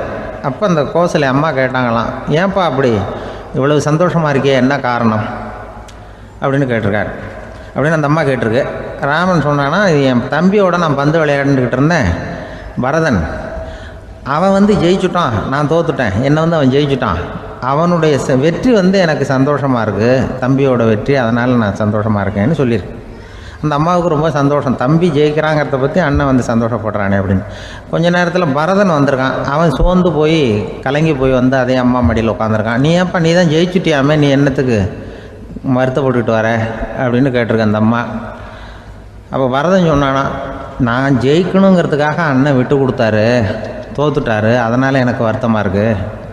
உண்மையில் அவர் தான் ஜெயிச்சிருக்க வேண்டியது, எனக்காக விட்டு கொடுத்தாரு அண்ணன், அதனால் நான் வருத்தப்படுறேன்னா. அப்போ அந்த அம்மா சொல்லிச்சான், இப்படி தான் தம்பியினுடைய வெற்றி அண்ணனை சந்தோஷப்படுத்துது, அண்ணனுடைய தோல்வி தம்பியை வருத்தப்பட வைக்குது, இப்படி தான் இருக்கணும் அண்ணன் தம்பின்னா, அப்படி தான் குடும்பத்தில் இருக்கணும்னு சொல்லி அந்த அம்மா சொன்னதாக சொல்லுவாங்க ராமாயண கதை. அதே போல் இப்போ இதில் வரும், நபிகள் நாயகத்தினுடைய பேரர்கள் பாத்திமாவனுடைய பிள்ளைகள் 2 பேர், ஹசன் ஹுசைன் 2 பேர் நபிகள் நாயகத்தினுடைய பேரன்மார்கள். அன்னை பாத்திமாவனுடைய குழந்தைகள். ஹசனும் ஹுசைனும் பேசிக்கிறதே இல்லையா கொஞ்ச நாள். இந்த அம்மாவுக்கு அதை பார்க்குறாங்க, ஏதோ அண்ணன் தம்பிக்குள்ளே ஏதோ தகராறு போல் இருக்கு, ஏன் பேசிக்க மாட்டேங்கிறாங்க அப்படின்னு சொல்லி அந்த பிள்ளைகளை கூப்பிட்டு வச்சு அந்த அம்மா புத்தி சொல்லிச்சான். இதை பாருப்பா, நீ அண்ணன் தம்பிக்குள்ளே இது மாதிரி இருக்கக்கூடாது, உங்கள் பாட்டனார் ஒரு புத்திமதி சொல்லியிருக்காரு, உனக்கு தெரியுமா, ஒரு முஸ்லீம் இன்னொரு முஸ்லீமோடு 3 நாட்களுக்கு மேல் பேசாமல் இருந்தால் அது அவனை கொலை செய்வதற்கு ஒப்பாகும் அப்படின்னு நபிகள் நாயகம் சொல்லியிருக்கார், தெரியுமா உனக்குன்னு அந்த அம்மா சொல்லிச்சான். அப்போ அந்த தம்பிக்காரர் சொன்னாராம், ஹுசைன் சொல்லியிருக்கார், அதுவும் எனக்கு தெரியும், அதே தாத்தா பாட்டனார் என்ன சொல்லியிருக்காருன்னா, அந்த 2 பேரில் யார் முதல்ல சலாம் சொல்கிறாங்களோ, யார் முதல்ல முன்னாடி பேசுகிறாங்களோ அவங்களுக்கு சொர்க்கம் கிடைக்கும், இறைவனுடைய ஆசி கிடைக்கும்னு சொல்லியிருக்கிறார். அந்த ஆசி அண்ணனுக்கு கிடைக்கட்டுமேங்கிறதுக்காக நான் பேசாமல் இருக்கிறேன் அப்படின்னா. அந்த ராமனும் பரதனும் எப்படி இருந்தாங்களோ அப்படி தான் ஹசனும் ஹுசைனும் இருந்திருக்கிறார்கள். அந்த பாசம்தான் குடும்பத்தில் வேணும். இப்போ எப்படின்னா, ஒரு 600 வருஷத்துக்கு முன்னாடி மனுஷனுக்கு இருந்த நெருக்கடி இருக்குது பாருங்கள், ஒரு 600 வருஷத்துக்கு முன்னாடி மனுஷனுக்கு எவ்வளோ நெருக்கடி இருந்ததோ அதுபோல் 40 பங்கு இப்போ அதிகமாகிட்டு தான் கண்டுபிடிச்சி சொல்லியிருக்கிறாங்க. அவ்வளவு நெருக்கடிக்கு மத்தியில் நாம் வாழ்ந்துக்கிட்டு இருக்கிறோம். ஒரு 600 வருஷத்துக்கு முன்னாடி என் தலையில் 1 கிலோ வச்சுக்கிட்டு நின்னேன்னு வைங்க, இப்போ 40 கிலோ வச்சுக்கிட்டு நிற்கிறேன். அப்படி ஒவ்வொரு மனுஷனுக்கும் வாழ்க்கையில் நெருக்கடி அதிகமாக போச்சு. இப்போ இந்த நெருக்கடியில் முன்னாடிலாம் யாரோ ஒருத்தர் தான் தியானம் பண்ணுவாங்க.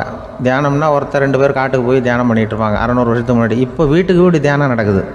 ஏன்னா அந்தளவுக்கு வாழ்க்கையில் ஒரு நிம்மதி வேணும் அப்படின்னு சொல்லி பண்ணிட்டாங்க. அதுக்கு தான் இயற்கை கொடுத்துருக்கிற ஒரு இயற்கையான வைத்தியம்தான் சிரிப்புங்கிறது. இதை பற்றி பெரியவங்கள்லாம் இப்போ ஆராய்ச்சி பண்ணிகிட்டு இருக்கிறாங்க.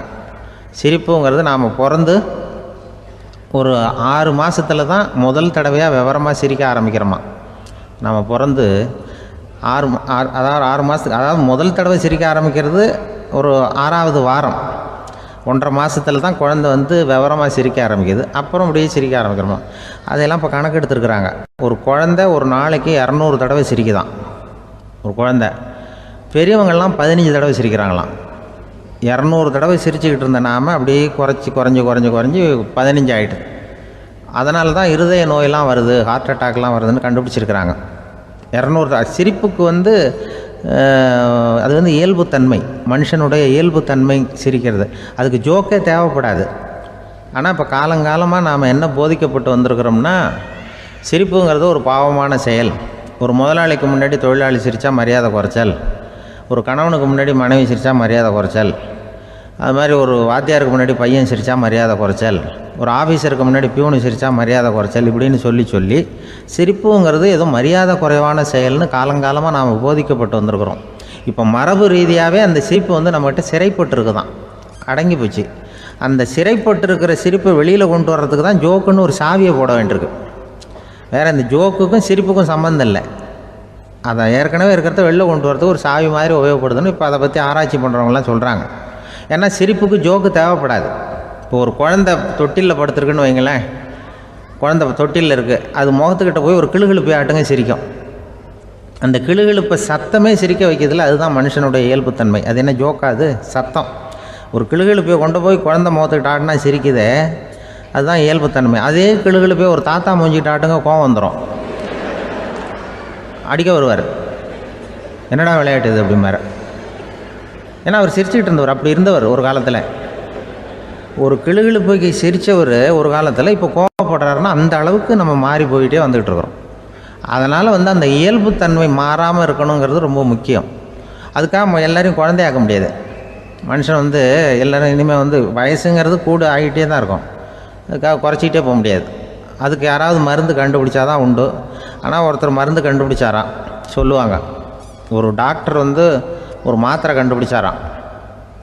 ஒரு மாத்திரை சாப்பிட்டா ஒரு வயசு குறையும், ஒரு மாத்திரை சாப்பிட்டா ஒரு வயசு குறையும் அப்படின்னு ஒரு மாத்திரையை கண்டுபிடிச்சிருக்காரு. ஒரு பாட்டி அம்மா, 90 வயசு பாட்டி, அது போயிருக்கு. அதே டாக்டர்கிட்ட போய், ஐயா எனக்கு ஒரு பாட்டில் மாத்திரை கொடுங்க, இந்த வயசு குறையிற மாத்திரை அப்படின்றது. அவர் ஒரு பாட்டில் கொடுத்தார் மாத்திரை. பாரும்மா பாட்டியம்மா, ஒரு மாத்திரை சாப்பிட்டா ஒரு வயசு குறையும், எடுத்துகிட்டு போகணும்னு கொடுத்துருக்காரு டாக்டர். இந்த 90 வயசு பாட்டி எடுத்துகிட்டு வீட்டுக்கு வந்துட்டு மறுநாள் அதே டாக்டர்கிட்ட போயிருக்கு. 30 வயசு பொண்ணாக போச்சான். 30 வயசு பொண்ணாக மாறி அதே டாக்டர்கிட்ட போயிருக்கு. இடுப்பில் ஒரு கை குழந்தை, அது சட்டை கிட்ட போடாமல் கட்டவரில் வாயில் வச்சுட்டு உட்காந்துருக்கு.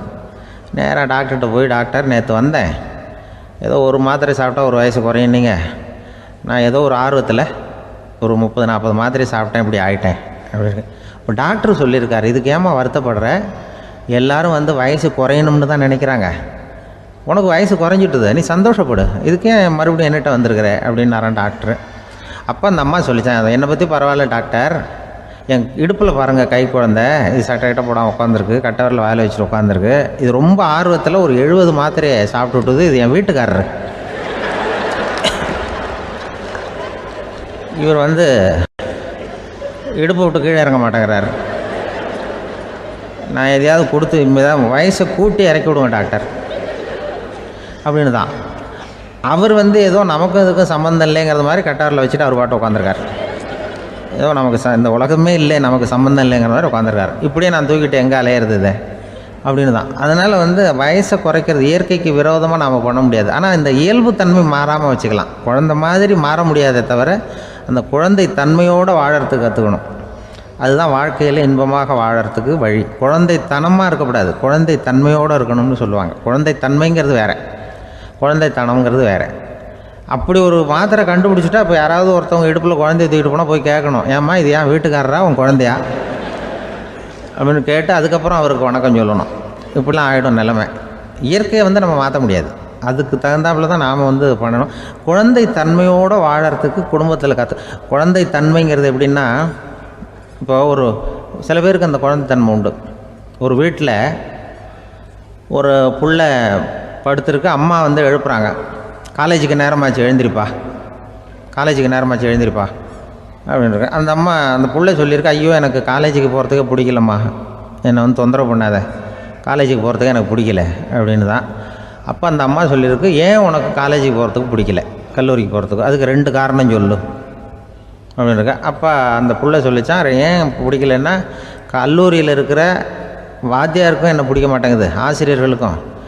2வது காரணம், கல்லூரியில் படிக்கிற மாணவர்களுக்கும் என்ன பிடிக்கல, அதனால் நான் காலேஜுக்கு போக மாட்டேன்ற குழந்தை புள்ள சொல்லியிருக்கு. அம்மா அப்படிலாம் நீ இதுக்காக போகாமல் இருக்கக்கூடாது, நீ போய் தான் ஆகணும் அப்படின்னு பிடிவாதமாக அந்த அம்மா பிள்ளைய எழுப்புனாங்களாம். சரி நான் எதுக்கு காலேஜ் போகணும்னு சொல்கிறேன், அதுக்கு நீ 2 காரணம் சொல்லு அப்படின்னு தான் அந்த புள்ள.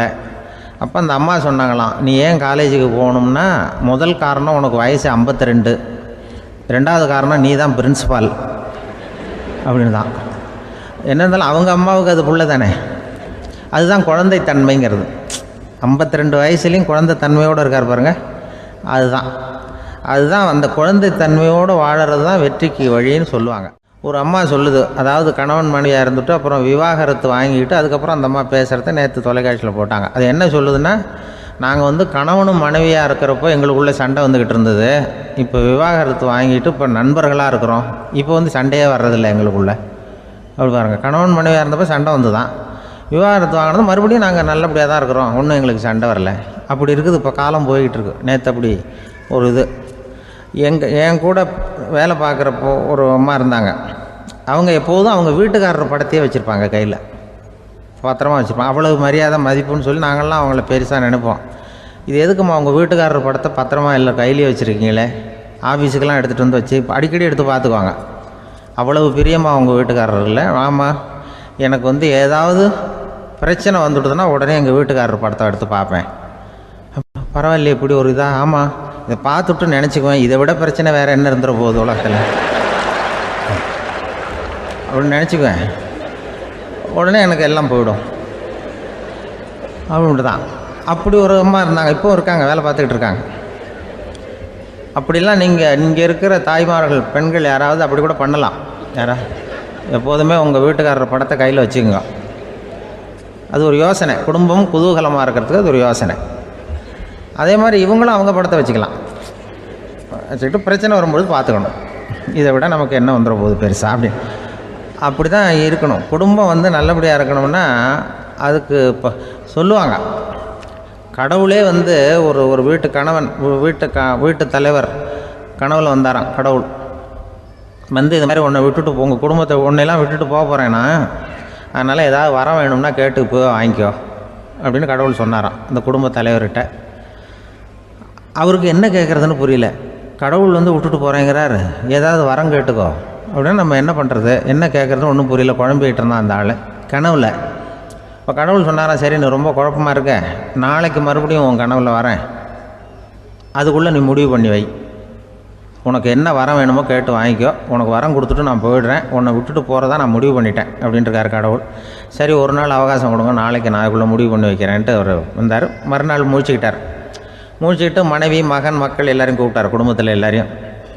இப்படி வாங்க, இது மாதிரி நேற்று கனவுல வந்தார் கடவுள், நம்மளை விட்டுட்டு போக போகிறாராம், என்ன வரம் வேணும்னு கேட்டு வாங்கிங்கோ அப்படின்னு போய் சொல்லிட்டார். என்ன கேட்குறதுன்னா அப்படின்னு அந்த கணவன் கேட்குறான்.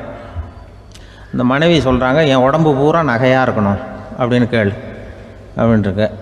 அதுக்குள்ளே அந்த ஒரு பொண்ணு ஓடி வந்து, அப்படிலாம் கேட்காதப்பா கடவுள்கிட்ட, இப்போ இருக்கிற சொத்து எவ்வளோ இருக்கோ அதுபோல் இன்னொரு பங்கு வேணும்னு கேள் அப்படின்னு. அந்த பையன் வந்து அவன் வேறு சொன்னான், அவன் அது நமக்கு வந்து இது போல் ஒரு 10 பங்காவது வேணும், 2 பங்களா கார் வேணும் அப்படின்னு அவன் ஒரு லிஸ்ட்டை கொடுத்தான்.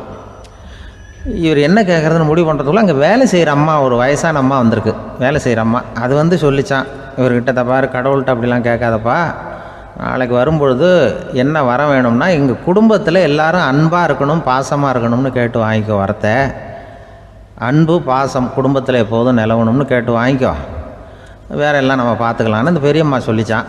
மறுநாள் அதேமாதிரி படுத்து தூங்கினார். கடவுள் கனவுல வந்தார். வந்து கேட்கும்பொழுது இவர் சொன்னாராம், ஐயா எனக்கு வந்து எங்கள் குடும்பத்தில் நாங்கள் கணவன் மனைவி புள்ள குட்டி எல்லாம் பாசமாக இருக்கணும் அன்பாக இருக்கணும், இதுதான் எங்களுக்கு வர வேணும் அப்படின்னு கேட்டாராம். இவர் கேட்டதும் கடவுள் வந்து தலையை சொரிய ஆரம்பிச்சிட்டாராம். ஏன் என்ன யோசிக்கிறீங்கன்னு கேட்டிருக்காரு. நீங்கள் அன்பாக பிரியமாக இருந்தீங்கன்னா அப்புறம் ஏன் நான் உங்களை விட்டுட்டு போக போகிறேன், நான் ஏற்கனவே இல்லைங்கிறதுனால தான் உங்களை விட்டு போகலாம்னு முடிவு பண்ணியிருந்தேன்.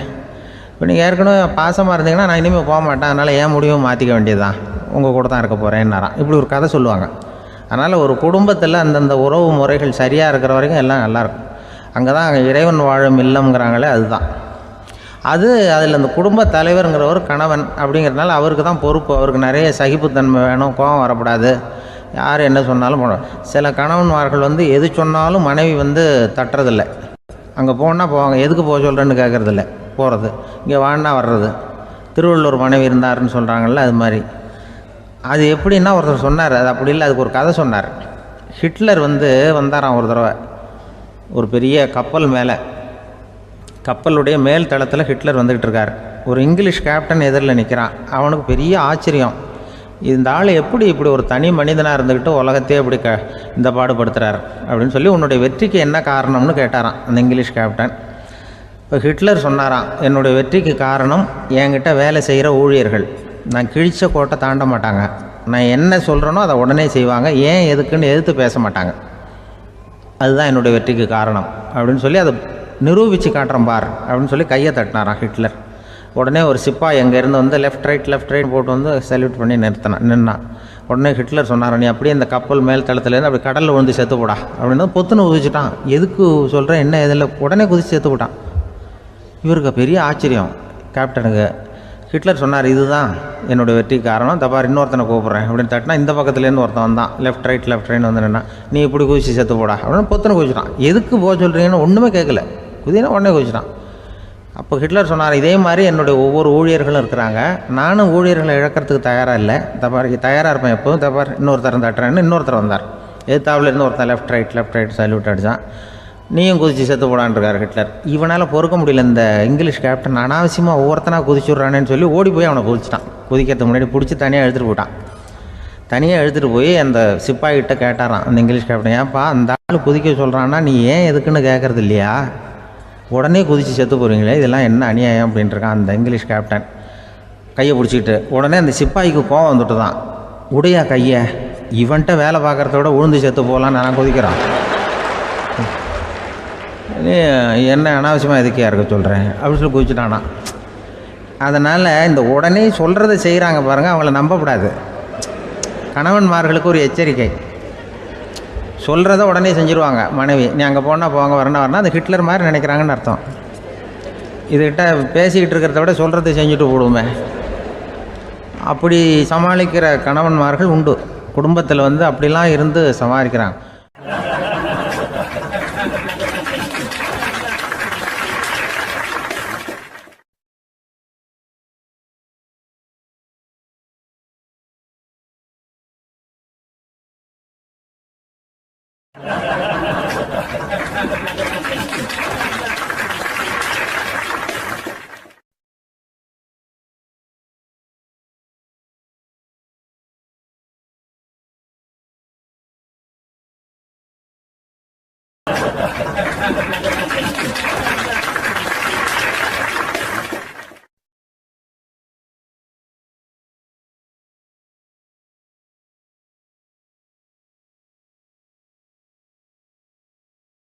ஒரு பெரிய கிராமம்.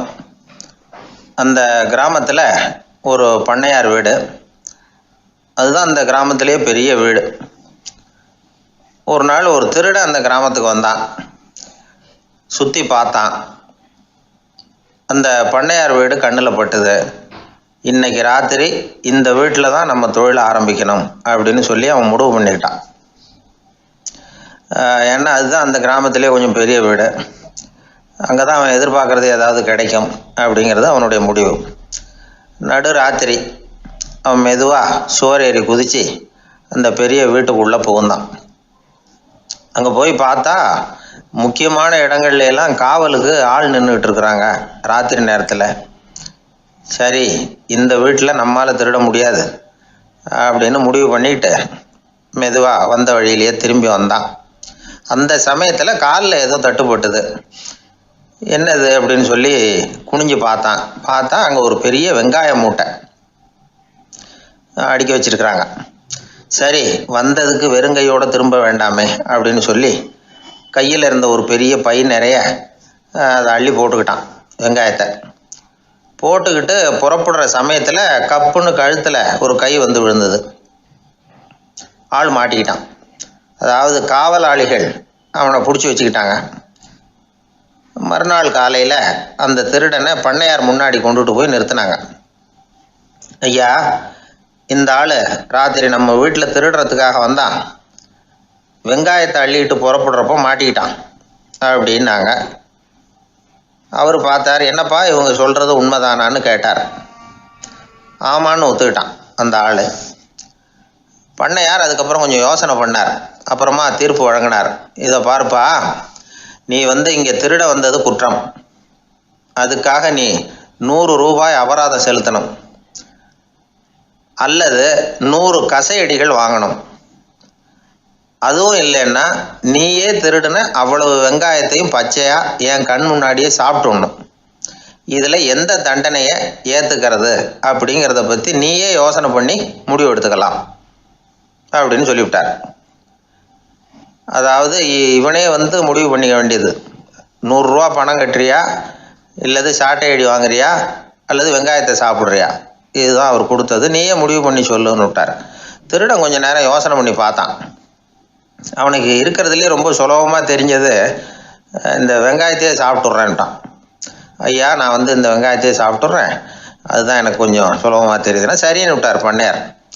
அப்படியே எல்லாத்தையும் கொண்டு வந்து கொட்டினாங்க. ஒவ்வொன்றா எடுத்து சாப்பிட ஆரம்பித்தான்.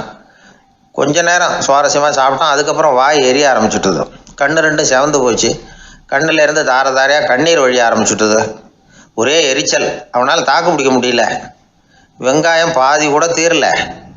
பார்த்தான், சரி இது நமக்கு சரிப்பட்டு வராது அப்படின்னு முடிவு பண்ணிட்டான். ஐயா, என்னை மன்னிச்சுக்கோங்க, இது என்னால் முடியாது போல இருக்கு, பேசாமல் எனக்கு 100 ஷார்ட் ஐடியா கொடுத்துருங்க அப்படின்னா. அவரும் சரின்னார். ஷார்ட் ஐடி விழ ஆரம்பிச்சிது. அதுவும் ஆரம்பத்தில் ஒரு மாதிரியாக இருந்தது. ஒரு 60 அடிகள் விழுற வரைக்கும் தாங்கினான். அதுக்கு மேலே அவனால் முடியல, தாக்கு பிடிக்க முடியல. ஐயா, என்னை மன்னிச்சுக்கோங்க அப்படின்னு மறுபடியும் பண்ணையார் காலில் விழுந்தான். ஐயா, இதுவும் எனக்கு சரிப்பட்டு வராது போல இருக்கு, பேசாமல் 100 ரூபா அபராதமே கட்டிவிட்றேன் அப்படின்னா. அதே மாதிரி பணத்தை எடுத்து கொடுத்துட்டு அவன் பாட்டுக்கு போனான். இப்படி ஒரு கதை உண்டு. இந்த கதையை உலக புகழ்பெற்ற மனோதத்துவ மேதை எம் ஸ்காட் பெக் ஒரு உதாரணமாக எடுத்து சொல்கிறார். எதுக்காக அவர் எடுத்து சொல்கிறாருன்னா, இந்த முடிவெடுக்கும் திறன் அப்படிங்கிறத விளக்கறதுக்காக. வாழ்க்கையில் முடிவெடுக்கிற திறன் நம்ம ஒவ்வொருத்தருக்கும் ரொம்ப அவசியம். எந்த சந்தர்ப்பத்தில் எப்படி முடிவெடுக்கிறோம் அப்படிங்கிறத வச்சு தான் நம்ம வாழ்க்கை அமையும். எவ்வளவு தான் பணம் இருந்தாலும் சரி, எவ்வளவு தான் படிச்சிருந்தாலும் சரி, இந்த முடிவெடுக்கிற திறன் சரியா இல்லைன்னா வாழ்க்கையில் பல சறுக்கல்களை சந்திக்க வேண்டியிருக்கும். நாம் முடிவுகள் எடுத்தால் அந்த முடிவுகளால் ஏற்படக்கூடிய விளைவுகளுக்கு நாம் பொறுப்பு ஏற்க வேண்டியிருக்குமே அப்படிங்கிற பயத்தினால முடிவெடுக்கிற அதிகாரத்தை பல சமயங்களில் நாம் மற்றவங்களுக்கு தாரவாத்து கொடுத்துட்றோம். நாமே முடிவெடுக்கக்கூடிய திறமையை வளர்த்துக்கிறது தான் ரொம்ப முக்கியம். ஒருத்தர் சொன்னார், சார், சின்ன சின்ன பிரச்சனைகள்ல எல்லாம் எங்கள் வீட்டில் என் மனைவி முடிவு எடுக்க விட்டுருவேன், பெரிய பிரச்சனைகள்ல எல்லாம் நான் தான் முடிவு எடுப்பேன் அப்படின்னார். பரவாயில்லையே அப்படின்னு சொல்லி, சின்ன சின்ன பிரச்சனைகள்னா எதுங்க அப்படின்னு கேட்டேன். ஒன்றும் இல்லை, இந்த வீட்டு வருமானத்தை பெருக்கிறது எப்படி, வீட்டு செலவை சரி கட்டுறது எப்படி, வீட்டு செலவுக்கு வாங்கியிருக்கிற கடனை அடைக்கிறது எப்படி, இதெல்லாம் சின்ன சின்ன பிரச்சனைகள், என் மனைவிகிட்ட முடிவு எடுக்கிற விஷயத்தை விட்டுருவேன்னார். பெரிய பிரச்சனை தான் நான் எடுத்துக்குவேன்னார். அப்படின்னா பெரிய பிரச்சனைன்னா எது சார் அப்படின்னு கேட்டேன். அது என்னென்னா, இந்த உலக பொருளாதாரத்தை மேம்படுத்துறது எப்படி, 21ஆம் நூற்றாண்டில் என்னென்ன சவால்களை சந்திக்க வேண்டியிருக்கும் உலகம், இதெல்லாம் நான் பார்த்துக்குவேன் அப்படின்னார். பாருங்கள், இது பிரச்சனைகள்லேருந்து தப்பிக்கிற வழி. அதனால் வாழ்க்கையில் பிரச்சனைகளை சந்திக்கிறதுக்கு தயங்கக்கூடாது. அதே மாதிரி சரியான நேரத்தில் சரியான முடிவு எடுக்கிறதுக்கு நாம் கற்றுக்கணும். அது ரொம்ப முக்கியம்.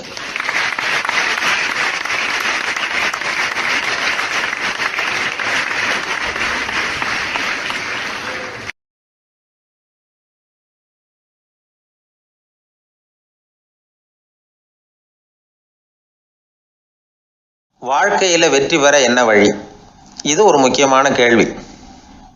இதுக்கு எல்லாரும் பொதுவாக சொல்கிற ஒரு பதில், உழைச்சா வெற்றி பெறலாம் அப்படிங்கிறது தான்.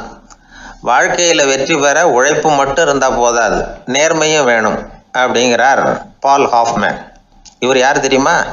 இவர் ஒரு பெரிய பொருளாதார நிபுணர். 2வது உலகப் போர் முடிஞ்ச சமயம் அப்போ இவர் அமெரிக்காவின் நிதி ஆலோசகராக இருந்தார். தன்னுடைய வாழ்க்கையில் நடந்த பழைய நிகழ்ச்சி ஒன்று அவர் சொன்னார். இளம் வயசில் படித்து முடித்ததும் அவர் வேலை தேடிக்கிட்டு இருந்தாராம். அப்போது ஒரு கால்நடை வைத்தியர்கிட்ட போய் வேலை கேட்டிருக்கார்.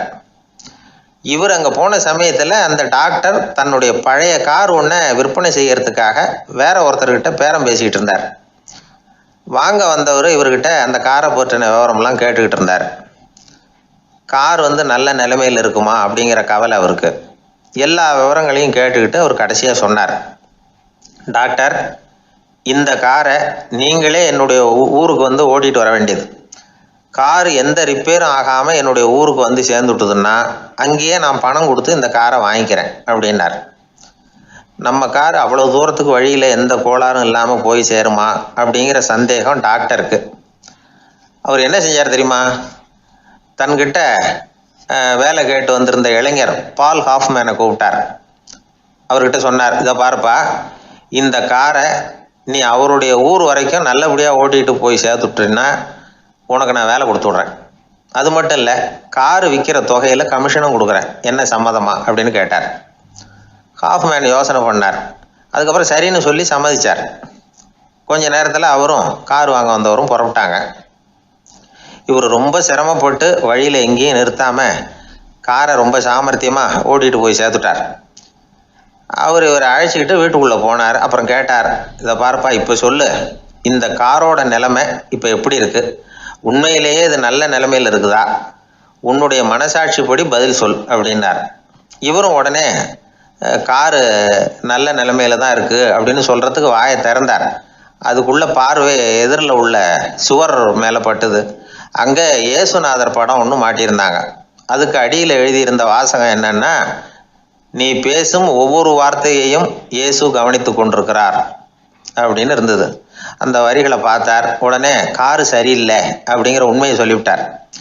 இவர் இப்படி சொன்னதும் இவரை ரொம்ப ஆச்சரியமாக பார்த்தார். இவர்கிட்ட இருந்த நேர்மை அவரை சிந்திக்க வச்சது. உன்னுடைய நேர்மையை பாராட்டுறேன், உனக்கு கமிஷன் கிடைக்கணுங்கிறதுக்காகவே நான் இந்த காரை வாங்கிக்கிறேன்னார். இப்போ அவர் திகைச்சு போய் நின்னார். மறுபடியும் அவர் சொன்னார், நீ காரை ஓட்டிகிட்டு வரும்பொழுதே உன்னுடைய திறமையை பார்த்தேன், உனக்கு விருப்பம் இருந்தால் நீ என்கிட்டயே வேலைக்கு சேர்ந்துடலாம் அப்படின்னார். பால் ஹாஃப்மேன் அவர்கிட்ட வேலைக்கு சேர்ந்தார். படிப்படியாக முன்னேறினார். கடைசியில் பார்த்தீங்கன்னா அமெரிக்காவினுடைய நிதி ஆலோசகராக ஆனார். அதுக்கப்புறம் அவர் அந்த பழைய சம்பவத்தை எப்பவும் மறக்கறதில்ல, அடிக்கடி சொல்கிறது உண்டு. அதனால் இதிலேருந்து நாம் தெரிஞ்சுக்க வேண்டியது என்னென்னா, வாழ்க்கையில் முன்னுக்கு வரணும்னா உழைப்பு மட்டும் போதாது, நேர்மையும் வேணும். ஆனால் இந்த காலத்தில் சிலருடைய நேர்மை நமக்கு ஆச்சரியமாக கூட இருக்கும். ஒருத்தர் புஸ்தக கடை வச்சுருந்தார். ரொம்ப நேரமாக தேடி ஒரு புத்தகத்தை கையில் எடுத்தார். அதுக்கு பில் போட சொன்னார். அந்த புத்தக கடைக்கு வந்த இன்னொருத்தர் பில் போடுறவர், சார் இந்த புத்தகம் மகா அறுவை, மகா மட்டம், இது வேணாம் உங்களுக்கு, வேற ஏதாவது ஒன்று பாருங்கன்னார். புத்தக கடை வச்சிருக்கிறவரே இப்படி சொன்னார். வாங்க வந்தவர் இவர் ஆச்சரியமாக பார்த்தார். உங்கள் நேர்மையை பாராட்டுறேன், அது சரி, இந்த புத்தகத்தை ஏற்கனவே நீங்கள் படித்து பார்த்துட்டீங்களான்னு கேட்டார். அதை படித்து வேற பார்க்கணுமான்னார். அப்புறம் எப்படி இது மகா மட்டம்னு சொல்கிறீங்க அப்படின்னார். அதை எழுதினவனே நான் தான் சார் அப்படின்னார் அவர். இது ஒரு விதமான நேர்மை, நேர்மையை ஒத்துக்கிறது. எப்படி இருந்தாலும் வாழ்க்கையில் உழைப்பும் நேர்மையும் உயர்வதற்கு வழிகள். உழைப்பை விட நேர்மை முக்கியம் அப்படிங்கிறத புரிந்து கொண்டால் வாழ்க்கையில் வெற்றி நிச்சயம்.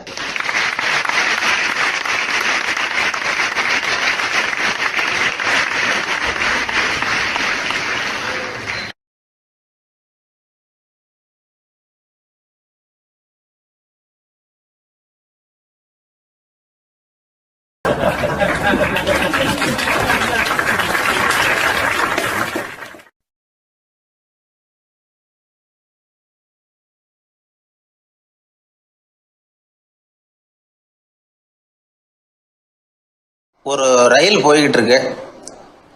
அதில் ஒரு பெரியவர் பிரயாணம் பண்ணிகிட்டு இருக்கிறார். எதிரில் ஒரு பெரிய அதிகாரி, ஐஏஎஸ் ஆஃபீஸர் உட்காந்துருக்கிறார். ரெண்டு பேருக்கும் முன்ன பின்ன அறிமுகம் இல்லை. அவர் வேற யாரோ, இவர் வேற யாரோ. ஒரே ரயிலில் பிரயாணம் பண்ணிகிட்டு இருக்கிறாங்க. அதுவும் எதிர்த்த இருக்கையில். ஏதோ ஒரு நகரத்தில் வண்டி நின்றுது. ரெண்டு பேரும் கீழே இறங்கினாங்க. பெரியவர் ஒரு ட்ரங்க் பெட்டியோட கீழே இறங்கினார். அந்த அதிகாரி கையில் ஒரு சின்ன பெட்டி. அவர் அந்த சின்ன பெட்டியை கீழே வச்சுட்டு கூலி கூலின்னு கத்திக்கிட்டு இருந்தார். இந்த பெரியவர் பார்த்தார். ஐயா, இந்த பெட்டி மட்டும்தானா, இல்லை இன்னும் ஏதாவது இருக்குதா அப்படின்னு விசாரித்தார். இப்போ அதிகாரி சொன்னார், இல்லைங்க இது மட்டும்தான் அப்படின்னு சொன்னார். இதுக்கு என்னத்துக்காக கூலி ஆள், நானே எடுத்துக்கிட்டு வரேனே, வாங்க அப்படின்னு சொல்லி அந்த பெட்டியை இந்த பெரியவர் கையில் எடுத்துக்கிட்டார். எடுத்ததும் ரெண்டு பேரும் பேசிக்கிட்டே நடந்து வராங்க. இப்போ பெரியவர் சொன்னார், இப்போ உள்ள நாகரிகம் எப்படி இருக்குன்னா, சுமை கால் பணம், சுமக்கூலி முக்கால் பணம் அப்படிங்கிற மாதிரி இருக்குது. பணத்தை வீணாக்கிறதோட இது கௌரவம்னு வேற நினைக்கிறாங்க அப்படின்னார். அவர் சொல்கிறது சரிதான். 10 ரூபாய் மதிப்புள்ள ஒரு சுமையை 30 ரூபா கொடுத்து தூக்கிட்டு போவோம். நாமே அதை தூக்கினா நமக்கு கௌரவ குறைச்சல் அப்படின்னு நினைப்போம். இதுதான் நம்ம நிலைமை. ஆனால் அந்த பெரியவர் என்ன சொன்னார் தெரியுமா? நீங்கள் எங்கே போகணுமோ அது வரைக்கும் நானே இதை எடுத்துகிட்டு வரேன் அப்படின்னார். அந்த அதிகாரி பக்கத்தில் உள்ள ஒரு ஹோட்டல் வரைக்கும் போனார். பெரியவரும் அங்கே கொண்டுட்டு போய் பெட்டியை வச்சார். உடனே அந்த பெரிய அதிகாரி அவருக்கு பணம் கொடுக்கறதுக்காக பர்ஸை எடுத்தார். உடனே இவர், ஐயா, எனக்கு கூலி எதுவும் வேணாம், உங்களுக்கு சேவை செய்கிறது என்னுடைய கடமை. நான் இந்த சேவையை செய்தது பணத்துக்காக இல்லை, அன்புக்காக அப்படின்னு சொல்லிவிட்டார். அதுக்கப்புறம் அவர் நன்றின்னார். 2 பேரும் பிரிஞ்சுட்டாங்க. இது முடிஞ்சது. அன்னைக்கு சாயந்தரம் அங்கே ஒரு பெரிய கூட்டம் நடக்குது. இந்த அதிகாரியும் அந்த கூட்டத்துக்கு போகிறார். மக்கள் கூட்டம் ரொம்ப அதிகம். அதனால் இந்த அதிகாரியும் ஒரு ஓரமாக உட்காந்துக்கிட்டார். அப்புறம் கொஞ்ச நேரத்தில் இந்த முக்கிய விருந்தினர் பேசுகிறதுக்காக வரார் மேடைக்கு. மேடையில் இருந்த பெரியவங்கள்லாம் எழுந்திரிச்சு நின்று அவருக்கு மாலை போட்டு மரியாதை செய்கிறாங்க. எங்கேயோ ஒரு மூலையில் உட்காந்துருந்தார் அதிகாரி. அவர் இதை கவனித்தார். அவருக்கு ரொம்ப ஆச்சரியம், அதிர்ச்சி. ஏன்னா அங்கே பேச வந்த முக்கிய விருந்தினர் வேற யாரும் இல்லை, இன்னைக்கு காலையில் இவர் பெட்டியை தூக்கிட்டு வந்தார் பெரியவர், அவர் தான். சரி, அந்த பெரியவர் யார் தெரியுமா? அவர் தான் ஈஸ்வர சந்திர வித்யாசாகர். கூட்டம் முடிஞ்சது. அதிகாரி அவரை தேடி ஓடினார். அவர் கைகளை பிடிச்சிக்கிட்டார். ஐயா, என்னை மன்னிச்சுருங்க அப்படின்னாரு. அப்புறம் சொன்னார், அகங்காரங்கிற கெட்ட புத்தி தான் உண்மையை கண்கள்ல இருந்து மறைக்குது. அகங்காரம் தான் மனுஷனை அழிக்குது. நீங்கள் ரொம்ப பெரிய மனிதர், இருந்தாலும் மனிதத்தன்மையோடு நடந்துக்கிறீங்க. இந்த அன்பு, தயவு, பொறுமை இதெல்லாம் இல்லைன்னா மனிதனாக இருக்கிறதுல என்ன பிரயோஜனம் அப்படின்னு சொல்லிவிட்டு அந்த அதிகாரி போனாராம். மனிதத்தன்மைன்னா என்ன அப்படிங்கிற கேள்விக்கு இந்த பெரியவர் ஒரு உதாரணம். இப்பெல்லாம் அப்படியா இருக்கிறாங்க? ஒரு பெரியவர் ஒரு பெட்டியை தூக்கிட்டு வந்துக்கிட்டு இருக்கிறார். ஒரு இளைஞன் ஓடி வந்தான். கொடுங்க சார், நான் தூக்கிட்டு வரேன்னா. கொடுத்தார். வாங்கி தலையில் வச்சுக்கிட்டான். அப்புறம் சொன்னான், அடுத்தவங்க சிரமப்படக்கூடாதுங்கிறது என்னுடைய கொள்கை அப்படின்னா. அது நல்லது தான்னார் அவர். கடைசியில் பெட்டியை கொடுத்தான். வாங்கிக்கிட்டு பர்ஸை திறந்தார் பணம் கொடுக்கறதுக்காக. வேணாங்க அப்படின்னு விட்டான் அந்த இளைஞன். ஏன்னார், நான் சொன்னேன் அடுத்தவங்க சிரமப்படக்கூடாதுங்கிறது என்னுடைய கொள்கைன்னு. அதனால் உங்களுக்கு சிரமம் கொடுக்கக்கூடாதுங்கிறதுக்காக வரும்பொழுது நானே உங்கள் பர்ஸை எடுத்து வேணுங்கிற பணத்தை எடுத்துக்கிட்டு திருப்பி உங்கள் பாக்கெட்லேயே போட்டுட்டேன் அப்படின்னா. இப்படி இருக்குது இந்த காலம். அதனால் வாழ்க்கையில் அன்பு, தயவு, பொறுமை இதெல்லாம் ரொம்ப அவசியம் அப்படிங்கிறத நாம் புரிஞ்சுக்கணும்.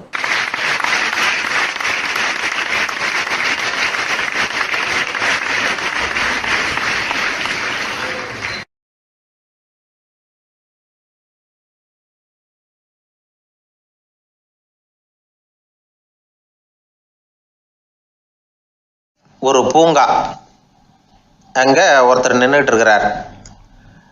நின்றுக்கிட்டே ஏதோ ஆழ்ந்த யோசனையில் இருக்கிறார். அந்த பக்கமாக இன்னொருத்தர் வந்தார். இவரை கவனித்தார். என்ன யோசனைன்னு கேட்டார். எப்படி எழுந்திருக்கிறதுன்னு யோசனை பண்ணிகிட்டு இருக்கிறேன்னார் அவர். கேட்டவருக்கு ஒரு மாதிரி ஆகிட்டுது.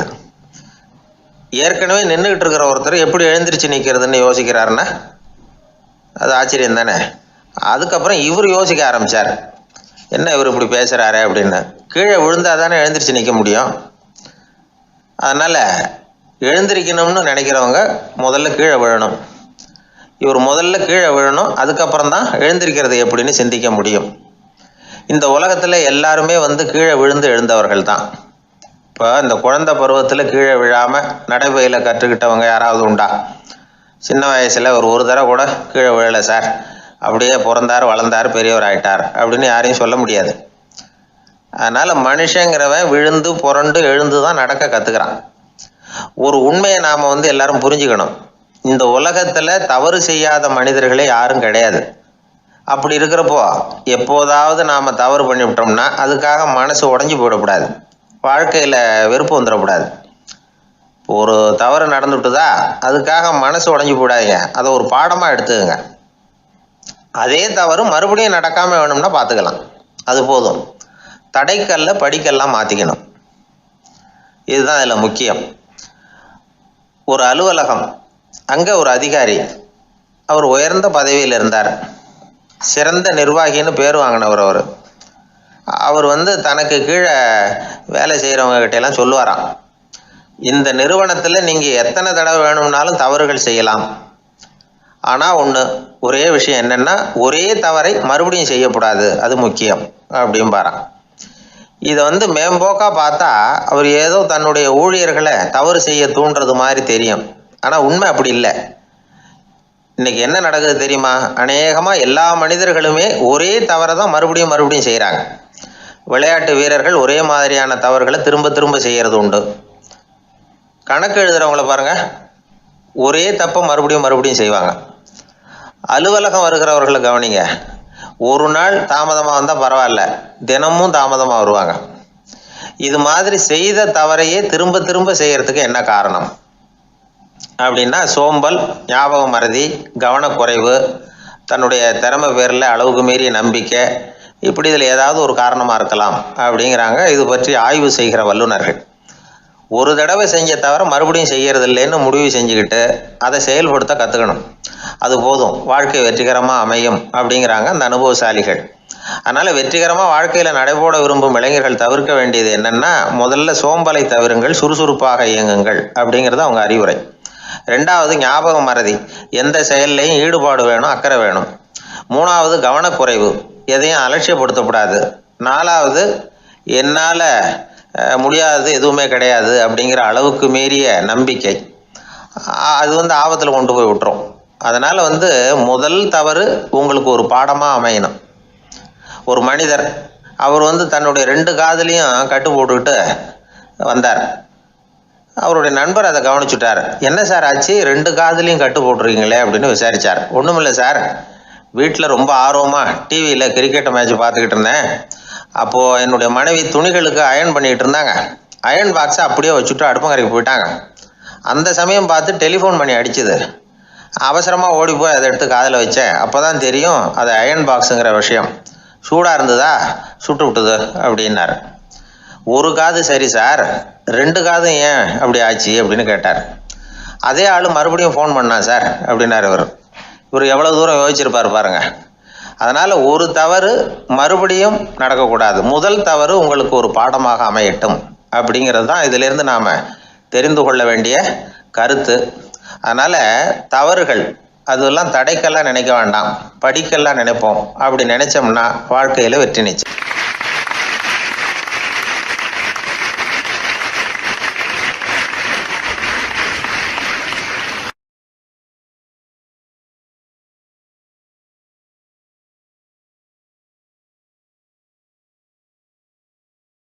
ஒரு மனிதர் அவர் யாருக்கிட்டே தொலைபேசியில் பேசிகிட்டு இருக்கிறார். கொஞ்சம் தூரத்தில் நாம் நிற்கிறோம். எட்டத்தில் இருந்துக்கிட்டு அவரை கவனிக்கிறோம், அவர் ஃபோனில் பேசுகிறத. அவர் பேசுகிற வார்த்தைகள் என்ன அப்படிங்கிறது நம்ம காதில் விழலை. ஆனாலும் அவர் பேசிக்கிட்டு இருக்கிறது நல்ல செய்தியா கெட்ட செய்தியா அப்படிங்கிறத நம்மளால் யூகிக்க முடியும். மகிழ்ச்சியான செய்தியை பேசும்போது முகம் மலருது, புன்னகை பூக்குது. இதில் ஒன்று நீங்கள் கவனிக்கணும், தொலைபேசியில் நாம் பேசுகிறப்போ நம்மோட பேசுகிறவர் எதிரில் இல்லை. அவர் தொலைபேசி வழியாக நம்ம குரலை மட்டும்தான் கேட்க போகிறார், நம்ம முகத்தை அவர் பார்க்க போகிறதில்ல. அப்படி இருந்தும் அப்போ நம்ம முகம் ஏன் மலரணும் அப்படின்னா, இதுதான் உடல் மொழி, பாடி லாங்குவேஜ் அப்படின்னு சொல்கிறாங்க. நம்ம அறியாமலேயே நம்ம உடம்பு செய்திகளை தெரிவிக்குது பாருங்க, அதுதான் உடல் மொழி. ஒரு மனிதர் தொலைபேசியில் பேசிக்கிட்டு இருக்கிறத நீங்கள் தூரத்தில் இருந்து கவனிச்சுக்கிட்டே அவர் நண்பரோட பேசுகிறாரா, மனைவியோட பேசுகிறாரா, குழந்தையோட பேசுகிறாரா, இல்லை மேல் அதிகாரிகிட்ட பேசுகிறாரா, அல்லது அவருக்கு கீழே பணிபுரிகிறவர்கள்கிட்ட பேசுகிறாரா அப்படிங்கிறத கண்டுபிடிக்கலாம். அதுக்கு காரணம் அவருடைய உடல் மொழி. இந்த உடல் மொழி கூட நம்ம வாழ்க்கையின் முன்னேற்றத்துக்கு பயன்படும். இதை பற்றியெல்லாம் கூட சில நிபுணர்கள் ஆராய்ச்சி பண்ணி பார்த்துருக்குறாங்க. அவங்க சில விவரங்களை சொல்கிறாங்க. குறிப்பாக ஒருத்தர் தன்னுடைய நாற்காலியில் கிட்டத்தட்ட படுத்துக்காத குறையாக உட்காந்துருக்கிறாருன்னு வச்சுக்கோங்க. எதிர இருக்கிறவர் பேசுறது அவருக்கு பிடிக்கலன்னு அர்த்தமா. தலையை சொரிஞ்சிக்கிறது, வேறு வேறு திசைகளில் பார்க்குறது, கொட்டாவி விடுறது, கால்களை மாற்றி போட்டு உட்கார்றது, களைப்பாக கை விரல்களை அப்படியே பின்னிக்கிறது, அடிக்கடி கடிகாரத்தை பார்க்குறது, இப்படிலாம் ஒருத்தர் பண்ணிக்கிட்டு இருக்கிறாருன்னா நாம் கூடிய சீக்கிரம் அந்த இடத்த விட்டு எழுந்திரிச்சு வந்துடுறது நல்லது. ஏன்னா இதெல்லாம் அவருடைய சலிப்பு, சோர்வு, ஆர்வமின்மை, இதுக்கு அடையாளங்கள். நம்முடைய பேச்சு அவரை சலிப்படைய வச்சுட்டுதுன்னு அர்த்தம். அவர் ரொம்பவும் சோர்ந்து போயிட்டாருன்னு பொருள். நம்முடைய பேச்சில் அவருக்கு ஆர்வம் இல்லைன்னு அர்த்தம். அதே நேரத்தில் நாற்காலியின் நுனியில் அமர்ந்து உடலை முன்னுக்கு நகர்த்தி எதிர இருக்கிறவரின் கண்களை பார்த்துக்கிட்டே பேசினாலும் சரி அல்லது பேச்சை கேட்டாலும் சரி உங்கள் பேரில் மற்றவங்களுக்கு உள்ள பிடிப்பு அதிகரிக்கும். நாம் எப்படிப்பட்டவருங்கிறத நம்ம உடம்பும் நடை உடை பாவனையும் அடுத்தவங்களுக்கு காட்டி கொடுத்துரும். உங்கள் உடம்பு, உங்கள் பார்வை, நடை, உட்கார்ற விதம் இதை வச்சுக்கிட்டே நீங்கள் பொறுப்புள்ளவரா, முரடரா, அலட்சியமானவரா, மரியாதை தெரிஞ்சவரா, அடக்கமானவரா, நம்பிக்கைக்கு உரியவரா, நாணயம் இல்லாதவரா, பயந்தவரா, திறமைசாலியா, அப்பாவியா அப்படிங்கிறதையெல்லாம் கண்டுபிடிச்சிடலாம்.